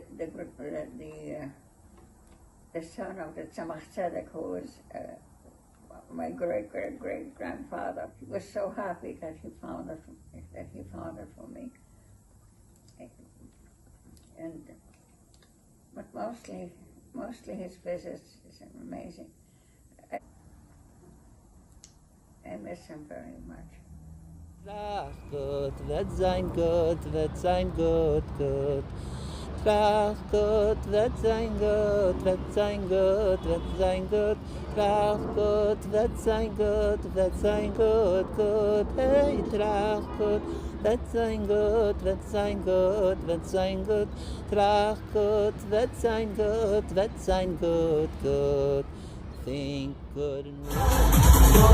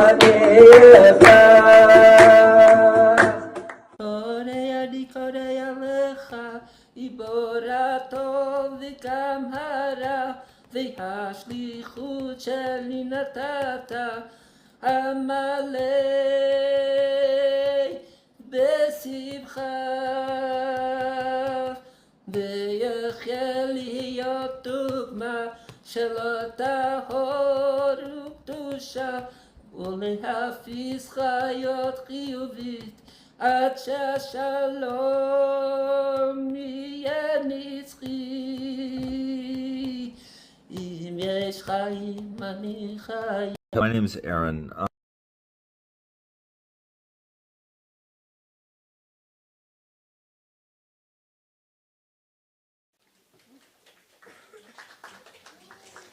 Good luck again. I didn't come to give any speeches. Don't worry, I already spoke. Came mainly to introduce the next speaker. But I wanted to mention one thing, which that is, as we all know, Baruch loved Chassidus, and he loved history, and he loved Chabad history. And every conversation I had with him, many around the Shabbos table, and days and nights I spent with him, you felt when you were speaking to him, you felt that he was like, he would take you back. If it was a moment with the Rebbe, he was really re-experiencing it. And even if he's talking about Chabad history, something from the Alter Rebbe, which he was very much involved in, the story of his arrest and liberation and all these things, he was like, take you, and you would actually feel that you were actually in that moment. And of course, we all know his love for the Yiddish language, and he expressed to me many times a certain sicha, a certain talk. The Rebbe spoke of his, so to speak, disappointment that Yiddish is not more commonly spoken in the Chabad community. Of course, Baruch told me the background of the sicha, why he felt the Rebbe said the sicha. As with every sicha we spoke about, he always gave me, oh yeah, it was because of this, because of that, whatever. We're not going to go into the backstory, but Baruch expressed this to me many times, how he felt that Yiddish should be more commonly spoken. So if you want to take that as a chlata tonight, more than welcome to. But anyways, I'm going to share Baruch's Bar Mitzvah Yechidus, which he wrote down. He wrote it obviously in the original Yiddish, and although he wrote it many years later, and he makes a very special point to mention that it might not be exactly accurate, but as was mentioned before, we know Baruch was extremely accurate in everything, so I'll trust that his not exactly accurate is pretty accurate, which this ties into tonight. As was mentioned previously, the family wanted specifically that it should be an evening of Torah, Tefilla, and tzedaka. Torah, we heard a lot, and we're going to hear much more. Tefilla, of course, there was the Tehillim and the niggunim. Baruch's whole life was a Tefilla, yearning of connection to Hashem. And we invite everyone to give tzedaka. There's tzedaka pushkas on the table and tzedaka. And there'll be other tzedaka campaigns introduced. So we invite everyone to give tzedaka, which is basically the point of the Yechidus. If people are worried about giving tzedaka at night, there's an idea in halacha and kisvei arizal against giving tzedaka at night. So actually it's very interesting, just like the Shloshim was on Shabbos, and there's certain customs for the Shloshim which are observed Friday, and certain customs which are observed Matzah Shabbos and Sunday. So the same thing, Baruch's Bar Mitzvah was also on Shabbos, and the Rebbe, in this Yechidus, the Rebbe spoke with him about the idea of giving tzedakah on Matzah Shabbos. So I'll read it in Baruch's honor, I'll read it in the original Yiddish, and then I'll translate. So first of all, the Rebbe blessed him that everything that he wrote in his note should be fulfilled, and then the Rebbe said the following: Und das, was du schreibst an der Bar Mitzvah fällt aus auf Shabbos, soll's abgeben tzedakah sei Freitag vor Shabbos und haben Kavanah zu euch abgeben nach Shabbos. Afilo as is Nacht, afilo fachatzas, hagam as leit Arizal as da Tame as nicht auf nicht teilen tzedakah bei Nacht, ist von deswegen as da Adea as it's nicht nur Megmen, nor es ist a größer Mitzvah. Ve'ulai Heisef as Tamish ein Battle und befragt as Matzah Shabbos und zu kommt behemschich zu Erev Shabbos and Shabbos. That the Rebbe is specifically stressing about the idea of giving tzedakah on Matzah Shabbos, and just to translate what the Rebbe said, that which you write as that your bar mitzvah is on Shabbos, you should give tzedakah both Friday for Shabbos and have in mind to give also after Shabbos, even though it's night. And even before midnight, which is more of a time of a judgment, Kabbalistic judgment, whenever we're not going to go into it. Even according to the Arizal, there's a reason to not give tzedakah by night. But nevertheless, there's an opinion that not only you're allowed to, but it's a mitzvah to. And maybe the Rebbe added that the reason why the Arizal said not to give tzedakah by night already went away.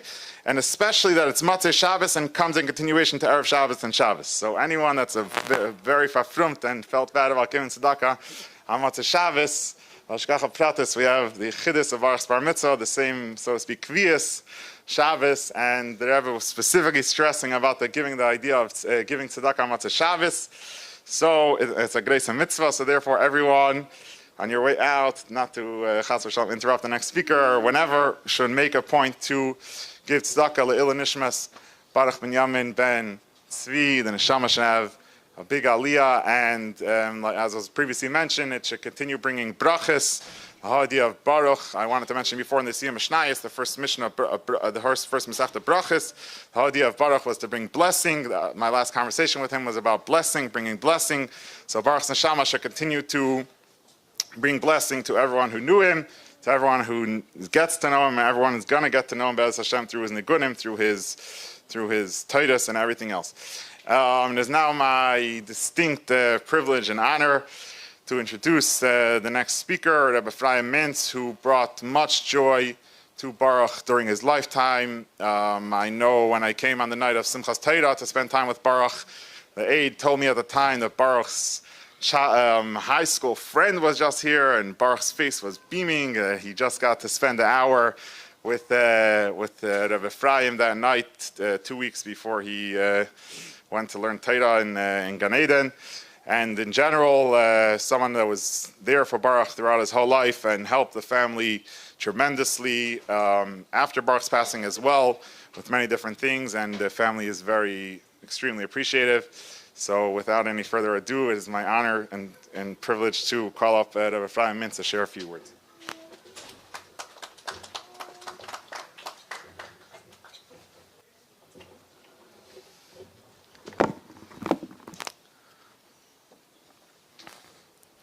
Mitzvah.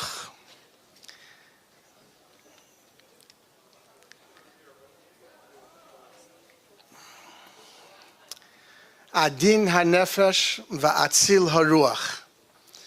These were the words that the family chose to begin describing Baruch and his matzeva. Adin hanefesh translates as a gentle, refined nefesh, a gentle, refined soul. Atzil haruach is an elevated spirit. Many of you present and some of the speakers that spoke tonight described Baruch, Olav Shalom, in his later years, and the journey of Baruch's life, a journey that inspired and uplifted those he encountered. This journey and this quest that was described over the past through the number of speakers was something that we, as his classmates, some of them are here with us tonight, and I'm humbled to represent his chaverim, his childhood friends who remained friends all throughout his life. We identified this Adin HaNefesh and Atzil HaRuach from a very, very young age. Literally, from a very, very young age, literally from his childhood.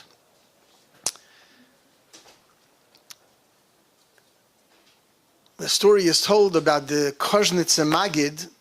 The Koznitzer Magid, at the end of his life, he was a very holy tzaddik who inspired his Talmidim and for generations to come. But at the end of his life, he was so frail and so detached from Olam Hazeh that he was telling his son, "Mein Kind, ich fühl nicht mein Guf. I don't feel my body anymore.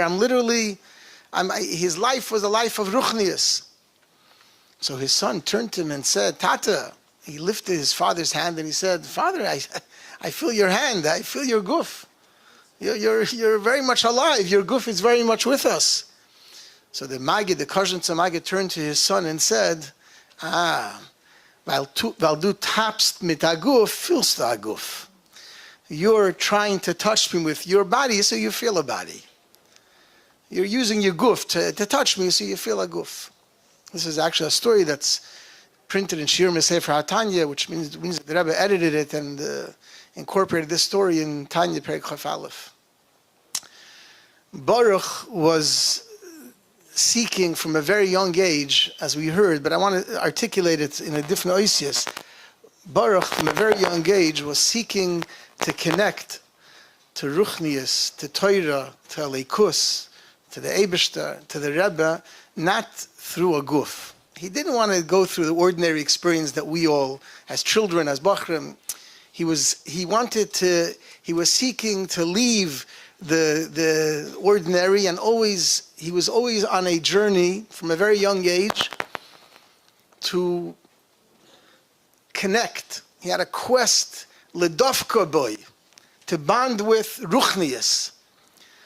Whoever knew Baruch, it was alluded to earlier, but we could say it clearly, Baruch was not into Gashmias, period.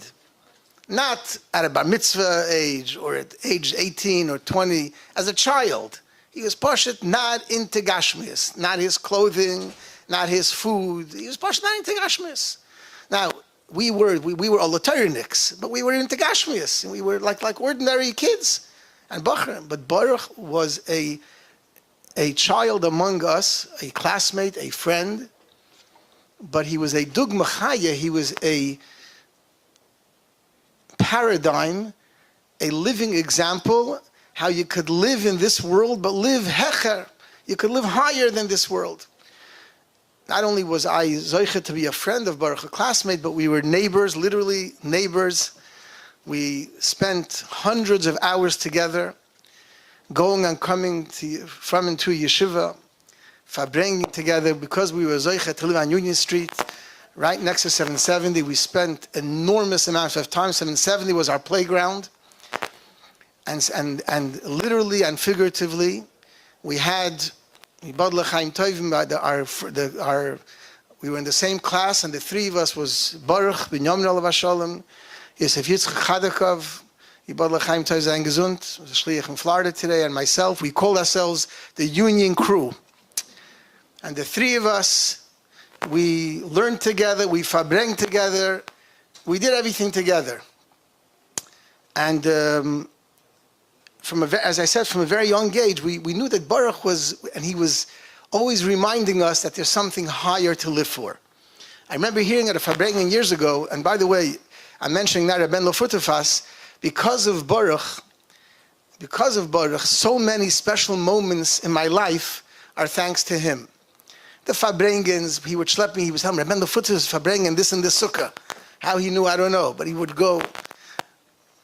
Rabbi Ephraim Mintz was Farbrengen here, we would go. Mesiba Shabbos in the 70s, the Rebbe only Farbrengen usually once a month. Mesiba Shabbos in Tufshin in the 70s, we had Mesiba Shabbos in Karastil Shul across Eastern Parkway. And why did you go to Mesiba Shabbos? We weren't exactly we weren't so interested, but Mesiba Shabbos, when the Rebbe would walk back from his house in front of 706 Eastern Parkway, we would sit by the window of Karastil Shul, the big window, all 6 of us or 7 of us, and we would sing on top of our lungs, and the Rebbe from across the parkway, across Eastern Parkway, would make with his hand. This was Baruch's doing. This is not written in any Sfarim, in any Yomanim, but this would happen every Shabbos when the Rebbe was a small group. We fit in the big window, and the Rebbe would scream across the traffic of Eastern Parkway. The Rebbe would hear, and the Rebbe would make, and this gave Baruch chayus for the whole week.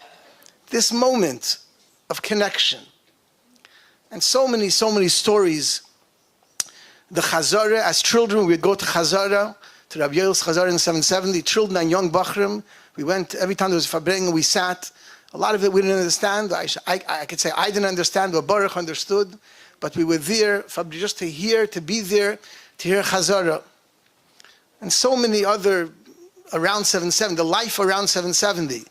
When the Rebbe went to Tashlich, we were somewhere on the rooftop watching down by the Rebbe's Seder. The first year I remember when the Rebbe did a Seder by himself after the Rebbitzin's passing, Baruch arranged with me, because we were near 770s, we were able to sneak out of our house in the middle of the Seder.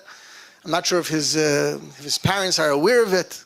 I don't think my parents, but we snuck out and we went to hear the Rebbe's Seder for a minute here, a minute there, middle of the Seder. This was Baruch's doing. At the Rebbe's in 7, the Rebbe used to make the Seder in his house. But now the Rebbe is alone in 770, so Baruch was always thinking about how to catch another moment with the Rebbe. This was Baruch, and thanks to him, myself and others, we were always seeking and we benefited from those special moments. So I was mentioning Rabbi Mendel Bennish. One of those Farbrengens, perhaps a Farbrengen that Baruch told me, where Rabbi Mendel said that he met, many years early, he met a chassid who learned in Lubavitch, and this chassid was once told Rabbi Mendel Bennish that alavai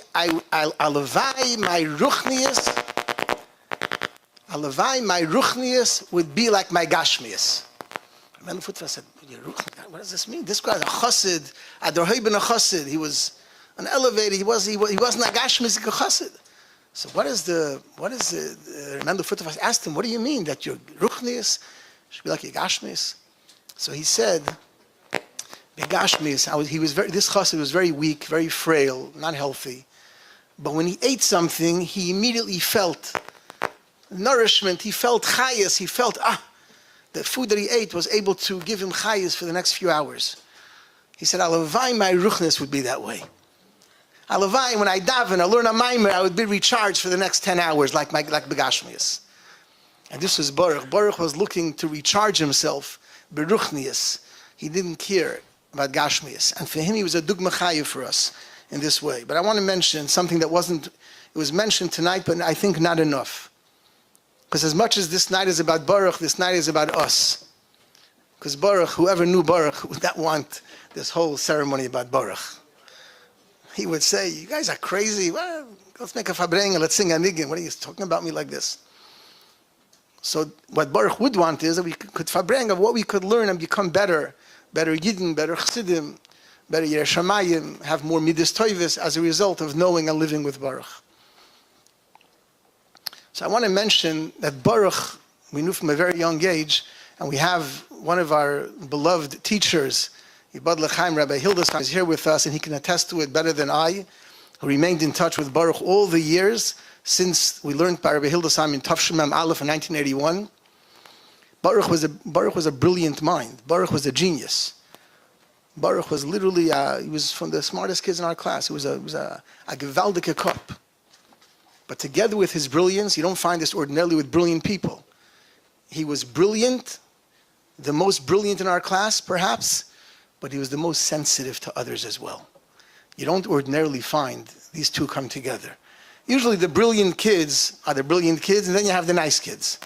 They don't usually go together. Baruch was a go'oinish kop, or a go'oinish hearts. He had a brilliant mind and a brilliant, sensitive heart. A brilliant, sensitive heart. And literally, he was the farthest from a Balgaiva that you can think. There was not an ounce of arrogance in Baruch, from a young child. It was never about him. It was never about him. I'm reminded the Bal Haflah says in our Parsha, says the Bal Haflah, you know how we know something that is Yesh Elokim? You know when we know that the Eibush is present? When the Anoichi lo yadaiti. When the I is diminished. When one's I is not present, then we know the Eibush is present. When Anoichi lo yadaiti, then we know Achen Yesh Elokim. And by Baruch there was no Anoichi. Literally there was no Anoichi. It was never about him. He was maniach. The Gemara says, the Mishnah says in Kiddushin, Rabbi Nahiroi says, maniach ani kol umnish ba'olam. He put all trades and he taught his child Torah. So Chassidim would say, maniach ani. The ani, that's a chassid. The ani was, he put away. He never had that ani that blocked. And this was Baruch. This past summer, in general, Baruch's Yom Haledos was in the summer. What was in the beginning of Elul, right? The beginning of the end of Av. Huh? Chav Beis Av. So the last few years, we had a program in the summer then, so I was usually never present, but we always made sure to connect by Zoom or on the phone. But this last year, we knew that Baruch wasn't well, so our class arranged a big Farbrengen for him. And we invited our class, most of our class don't live here, are shlichus, or living all over the country and the world. But we made a massive Farbrengen on Zoom. We had a very large number, including we invited Rabbi Hildesheim as well, our teacher. I think the only teacher that was invited that speaks volumes, Rabbi Hildesheim, of your connection to our class. And we had a Farbrengen with Baruch. And Baruch had that Farbrengen on the Zoom. It was very memorable. And Baruch said at that Farbrengen, he said a thing that he never said before. Obviously, he was aware of his matziv. And he said, I want to tell you, all my friends, that I came in those years to have children of Bali Truva in the class in Ola Torah was very uncommon. The Bali Truva children came later, Crown Heights. They joined the community, and the children joined later. But our class had 2 children. And he says, although I came, I felt like an outsider, but you embraced me, and you looked at me, and accepted me as one of your own. And it's 100% true. But and he went on to thank the class, and he spoke, Mamish, Dvorim hayotzim min halev. But I want to say now what I didn't tell Baruch then. That this was in large measure thanks to Baruch, not thanks to us. We were tough Olatoriniks. But Baruch, it was because of Baruch. Baruch was such a special neshama. He was everyone's friend. He was mamash everyone's friend. That's why it wasn't that we were nice, but he made it easier to be nice to him. Baruch invited that embrace, that warmth. In fact, that Farbrengen, Baruch told me many times after the Farbrengen, he texted me and he sent me voice notes, and we spoke on the phone and in person. He was so thankful. He said that Farbrengen gave him life, gave him koiches. He was going through difficult times, and he gave him koiches. He loved it. He went on for a very long time, and it was very, very special. The last time I met Baruch, I want to thank the family. I went to the Rebbe's room.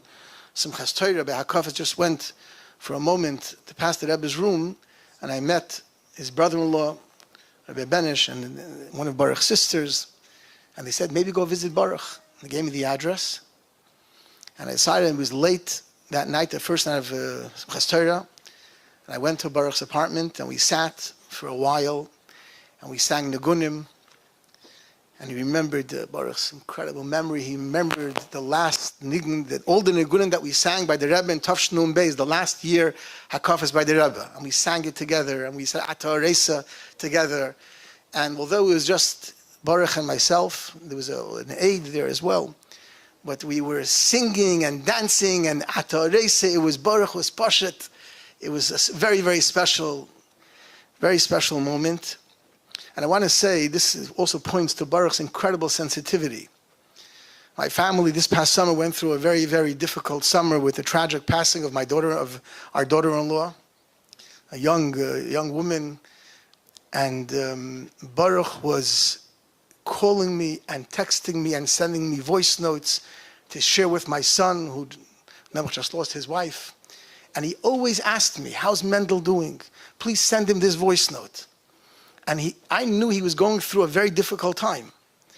And I knew from the family, Baruch never shared with me how serious the matziv was, but I knew from the family that things were not good, but he never spoke about himself.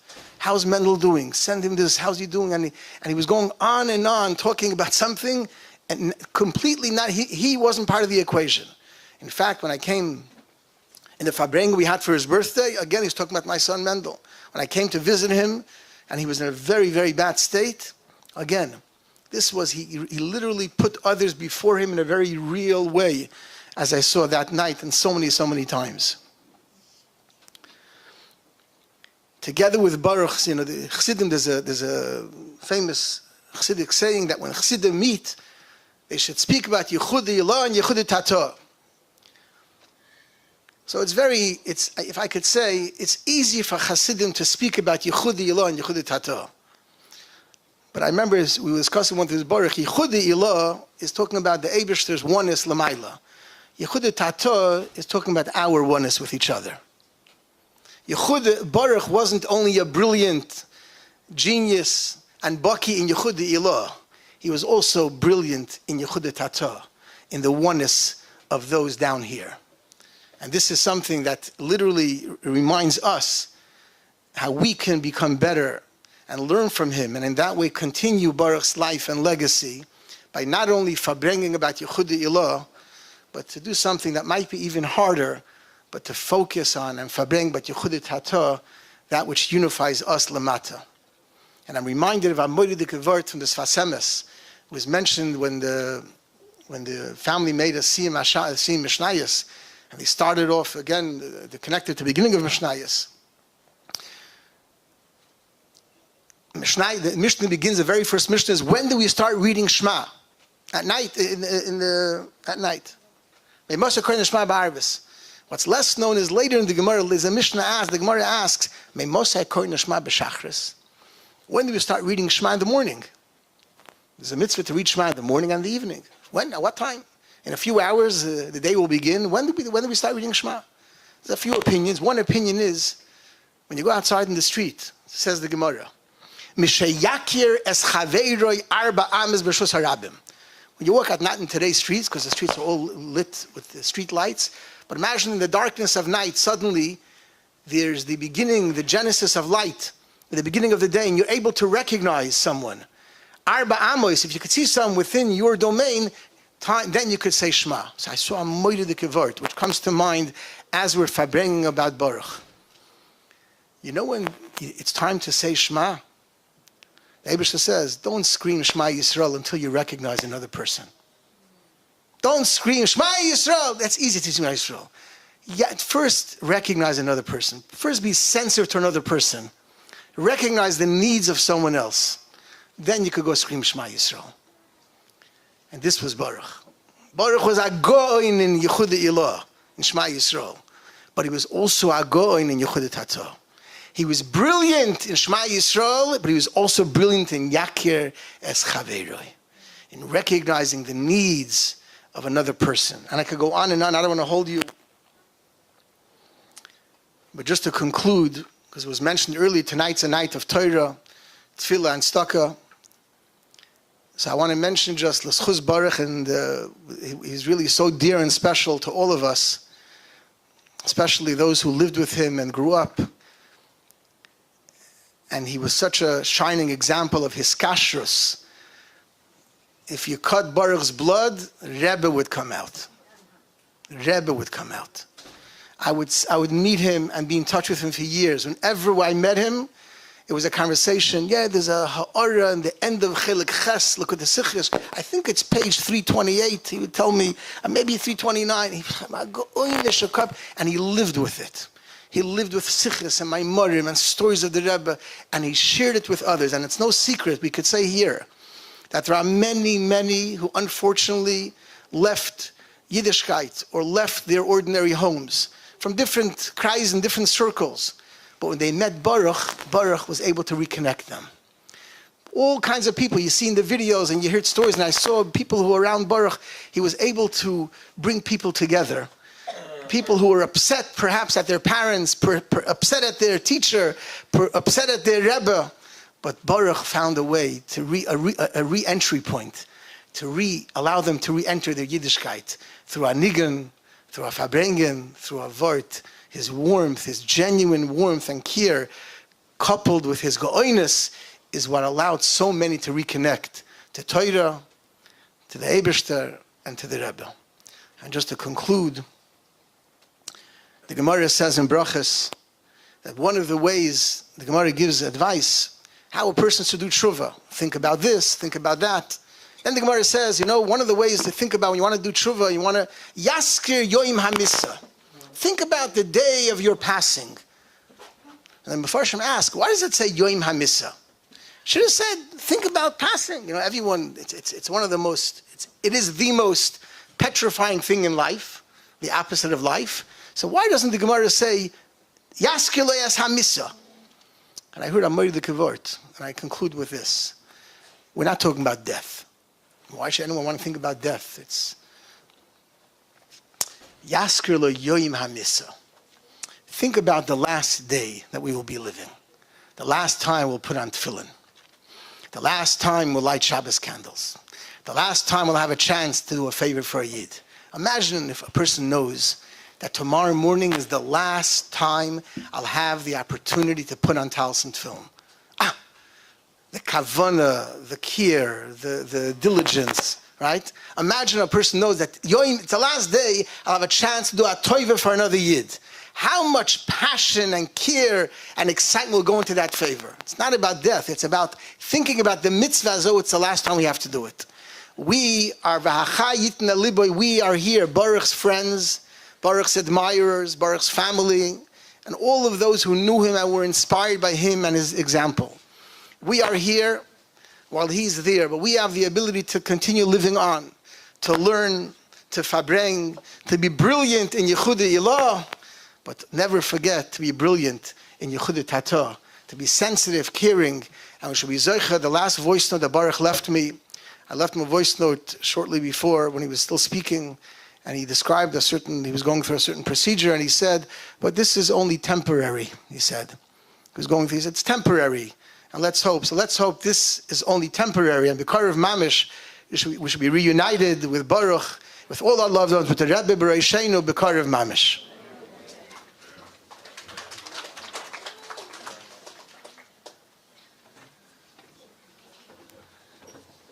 So contrary to what you might think, there is going to be an end to the night at some point. Just a few more items on the agenda. First, we're going to show a video of the Rebbe Farbrengen, a short clip, as well as a compilation of Baruch's dancing. After that, there's going to be another short speech, another video, and then we're going to announce a special project that we're starting. The family is starting tonight. Mr. Hashem, you don't want to miss it. Okay.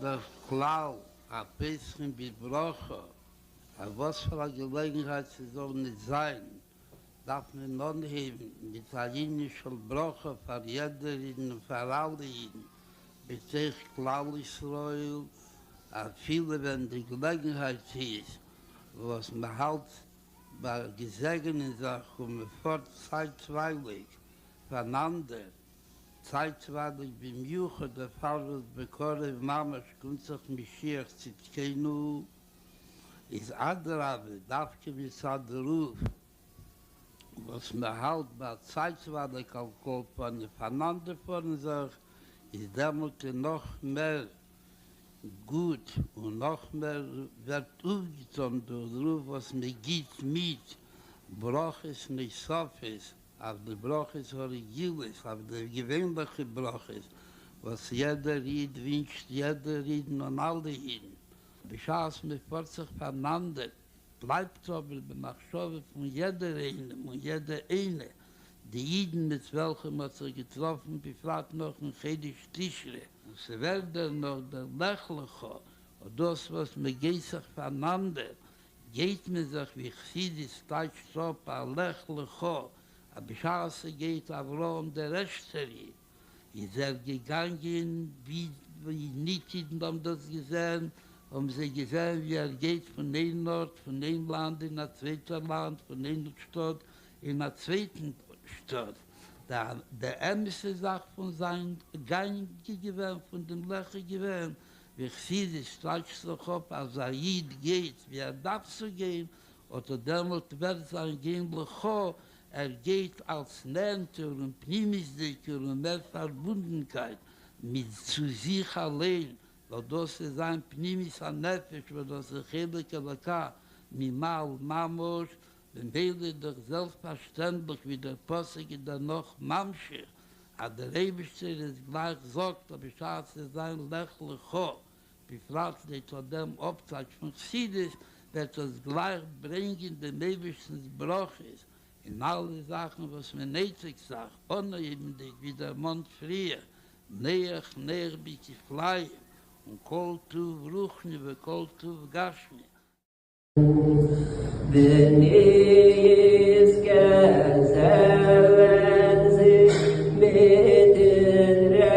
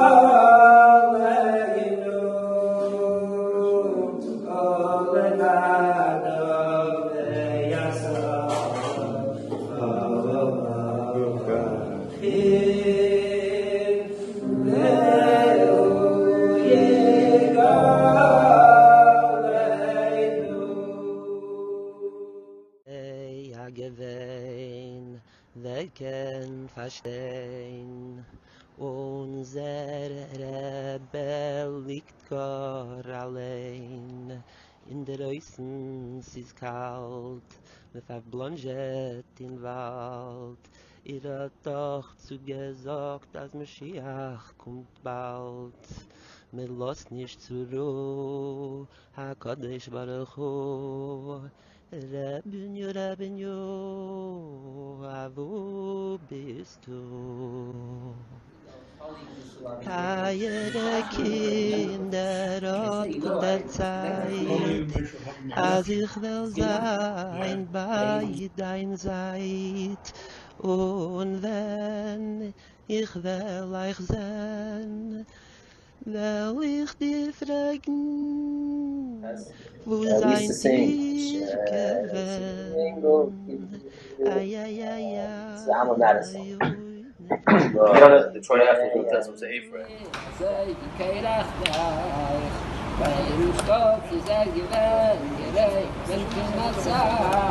Und alles gekommen an der Zeit und das Rädel hat sich wieder gedreht und jetzt steht ein stolzigen Weg, jetzt hat man einen stolzigen Weg, jetzt steht bei dem Tief und wer kann nicht da weggeht mit Geld, noch noch mehr, gestorben ganz schwer und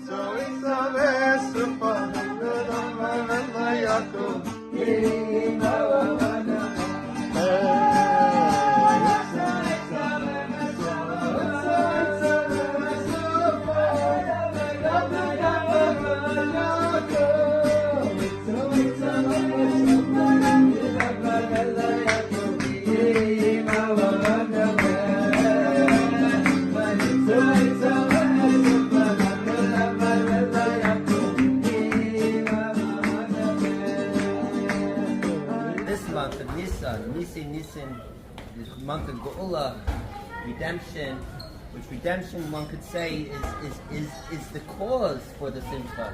So if we're tapped into the Geula, automatically the Simcha flows. And a wedding, Chas v'Kala, is the ultimate union and bringing this state of unlike the world says, actually Chasna is Yom Simchas Libay, right? Yom Chasanasa, Yom Simchas Libay. This is the time of coming from the Geula of Mitzrayim to Matan Torah. So this is the true state of joy and all the positive to come. And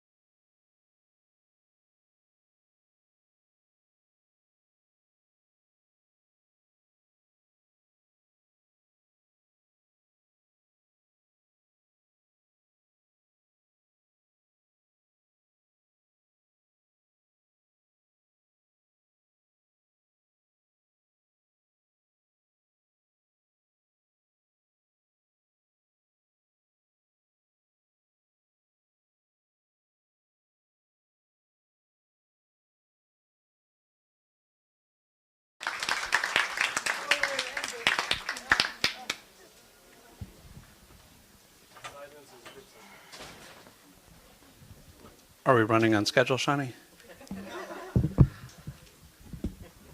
Hapam Eides Hashem. Leah says when her fourth son is born, what do I say now? It's more than we already expected. Everything's been said already. What can we do now except to give thanks? And so that's what we're going to do now as we start to translate this into action. There's nothing left to do but to give thanks. To give thanks to everybody who's here, who should love to Baruch throughout his life, for sharing your thoughts with all of us. To give thanks to all of those who incredibly gave of themselves over the last year and a half, 2 years. In particular, his family, his sister Shani was incredible throughout this, being there at every hour and bringing the rest of us around. In particular, her husband Mendel, he's still clearly still on duty. And I have to call out and single out my own wife, who's put beyond anything else, if you would know the level of comfort and love and sense of community that Baruch felt being in our house and in the community in New Haven over the last few years. The community, I can tell you, sends incredible love and felt like Baruch was part of them as well. And it translated into my personal family with my own kids getting to know Baruch and at a level of depth that not everybody gets to experience with their uncles, and translated into their own dedication, as was mentioned before, with my daughters Ita and Esther, spending countless hours together with Baruch in the hospital. But really, we couldn't imagine anything else, because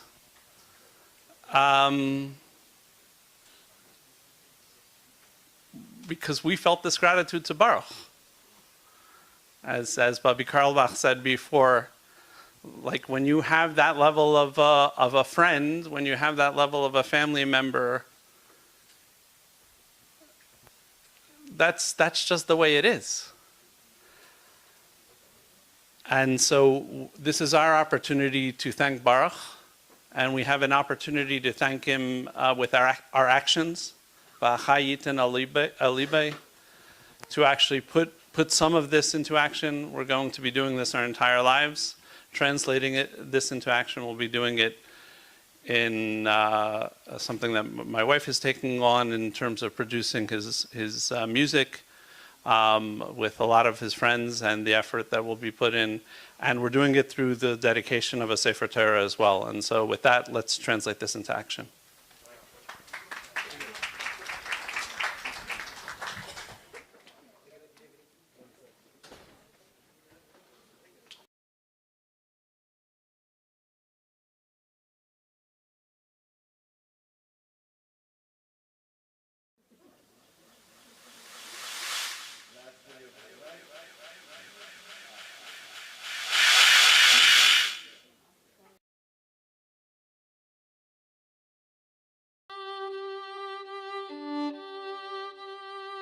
Baruch Thaler embodied a unique love for studying and spreading Torah and Chassidus.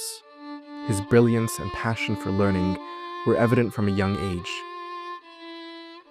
In his 8th grade yearbook, it was written, "Baruch's thorough knowledge in Torah is always available for the asking. He is always striving for the highest heights and can be considered a giant in his own right." From Alaska to Thailand, Baruch continued to share his knowledge, sacred music, and vibrant spirit with people all over the globe. He would often go out of his way to bring the beauty of Yiddishkeit to those unable to join in conventional ways. As his father's health declined, Baruch made a particular effort to visit and uplift him. He came with a smile even through his own health struggles. He showed him great respect and love in ways that inspired everyone. This devotion encouraged us to create a lasting legacy in Baruch's honor. Many in our community are homebound or in rehab centers, hospitals, and the like. They're often isolated on Shabbos and Yom Tov and miss out on experiencing the joys that they bring. The holiday of Simchas Torah was especially dear to Baruch. The significance of that being the last Yom Tov he got to celebrate with us prompted the idea of writing a portable Sefer Torah. This special scroll with its own Aaron will, Be'ezras Hashem, be made available when possible to these patients through Bikur Chaylim of Crown Heights, an organization that has generously helped our family these last few years. For some, it may be their only opportunity to fully participate in davening and family celebrations. Let's bring the delight of Torah into the hearts and homes of all. In memory of Baruch, and in schus of a speedy recovery for his beloved father, Tzvi ben Toba, we invite you to be part of this beautiful mitzvah.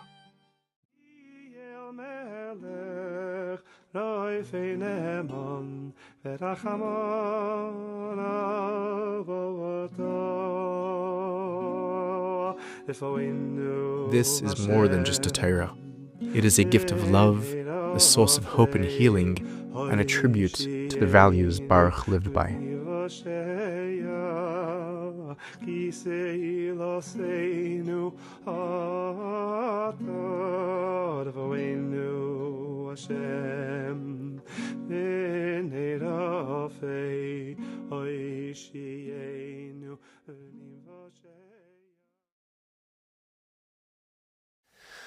I think that's the end of the video. Okay. Ladies and gentlemen, thank you again all for being here. We're going to begin with the Schola Sefer Torah. What was that? What's this? Oh, there are papers that will be passed around with the, it's 2024. We do QR codes. You could scan it and get more information about the Torah. I plan on doing so too. Where is, does anybody know where the Sofer is? Anybody see him? Oh, here you are. Rabbi Pape. Where are you setting up to do the Haskalah? We need a table. Okay, we're going to create space with a table somewhere around over here. Just bear with us a couple of minutes, and we will begin Ksivas Sefer Torah. Again, everybody's invited to participate. Thank you again for being here.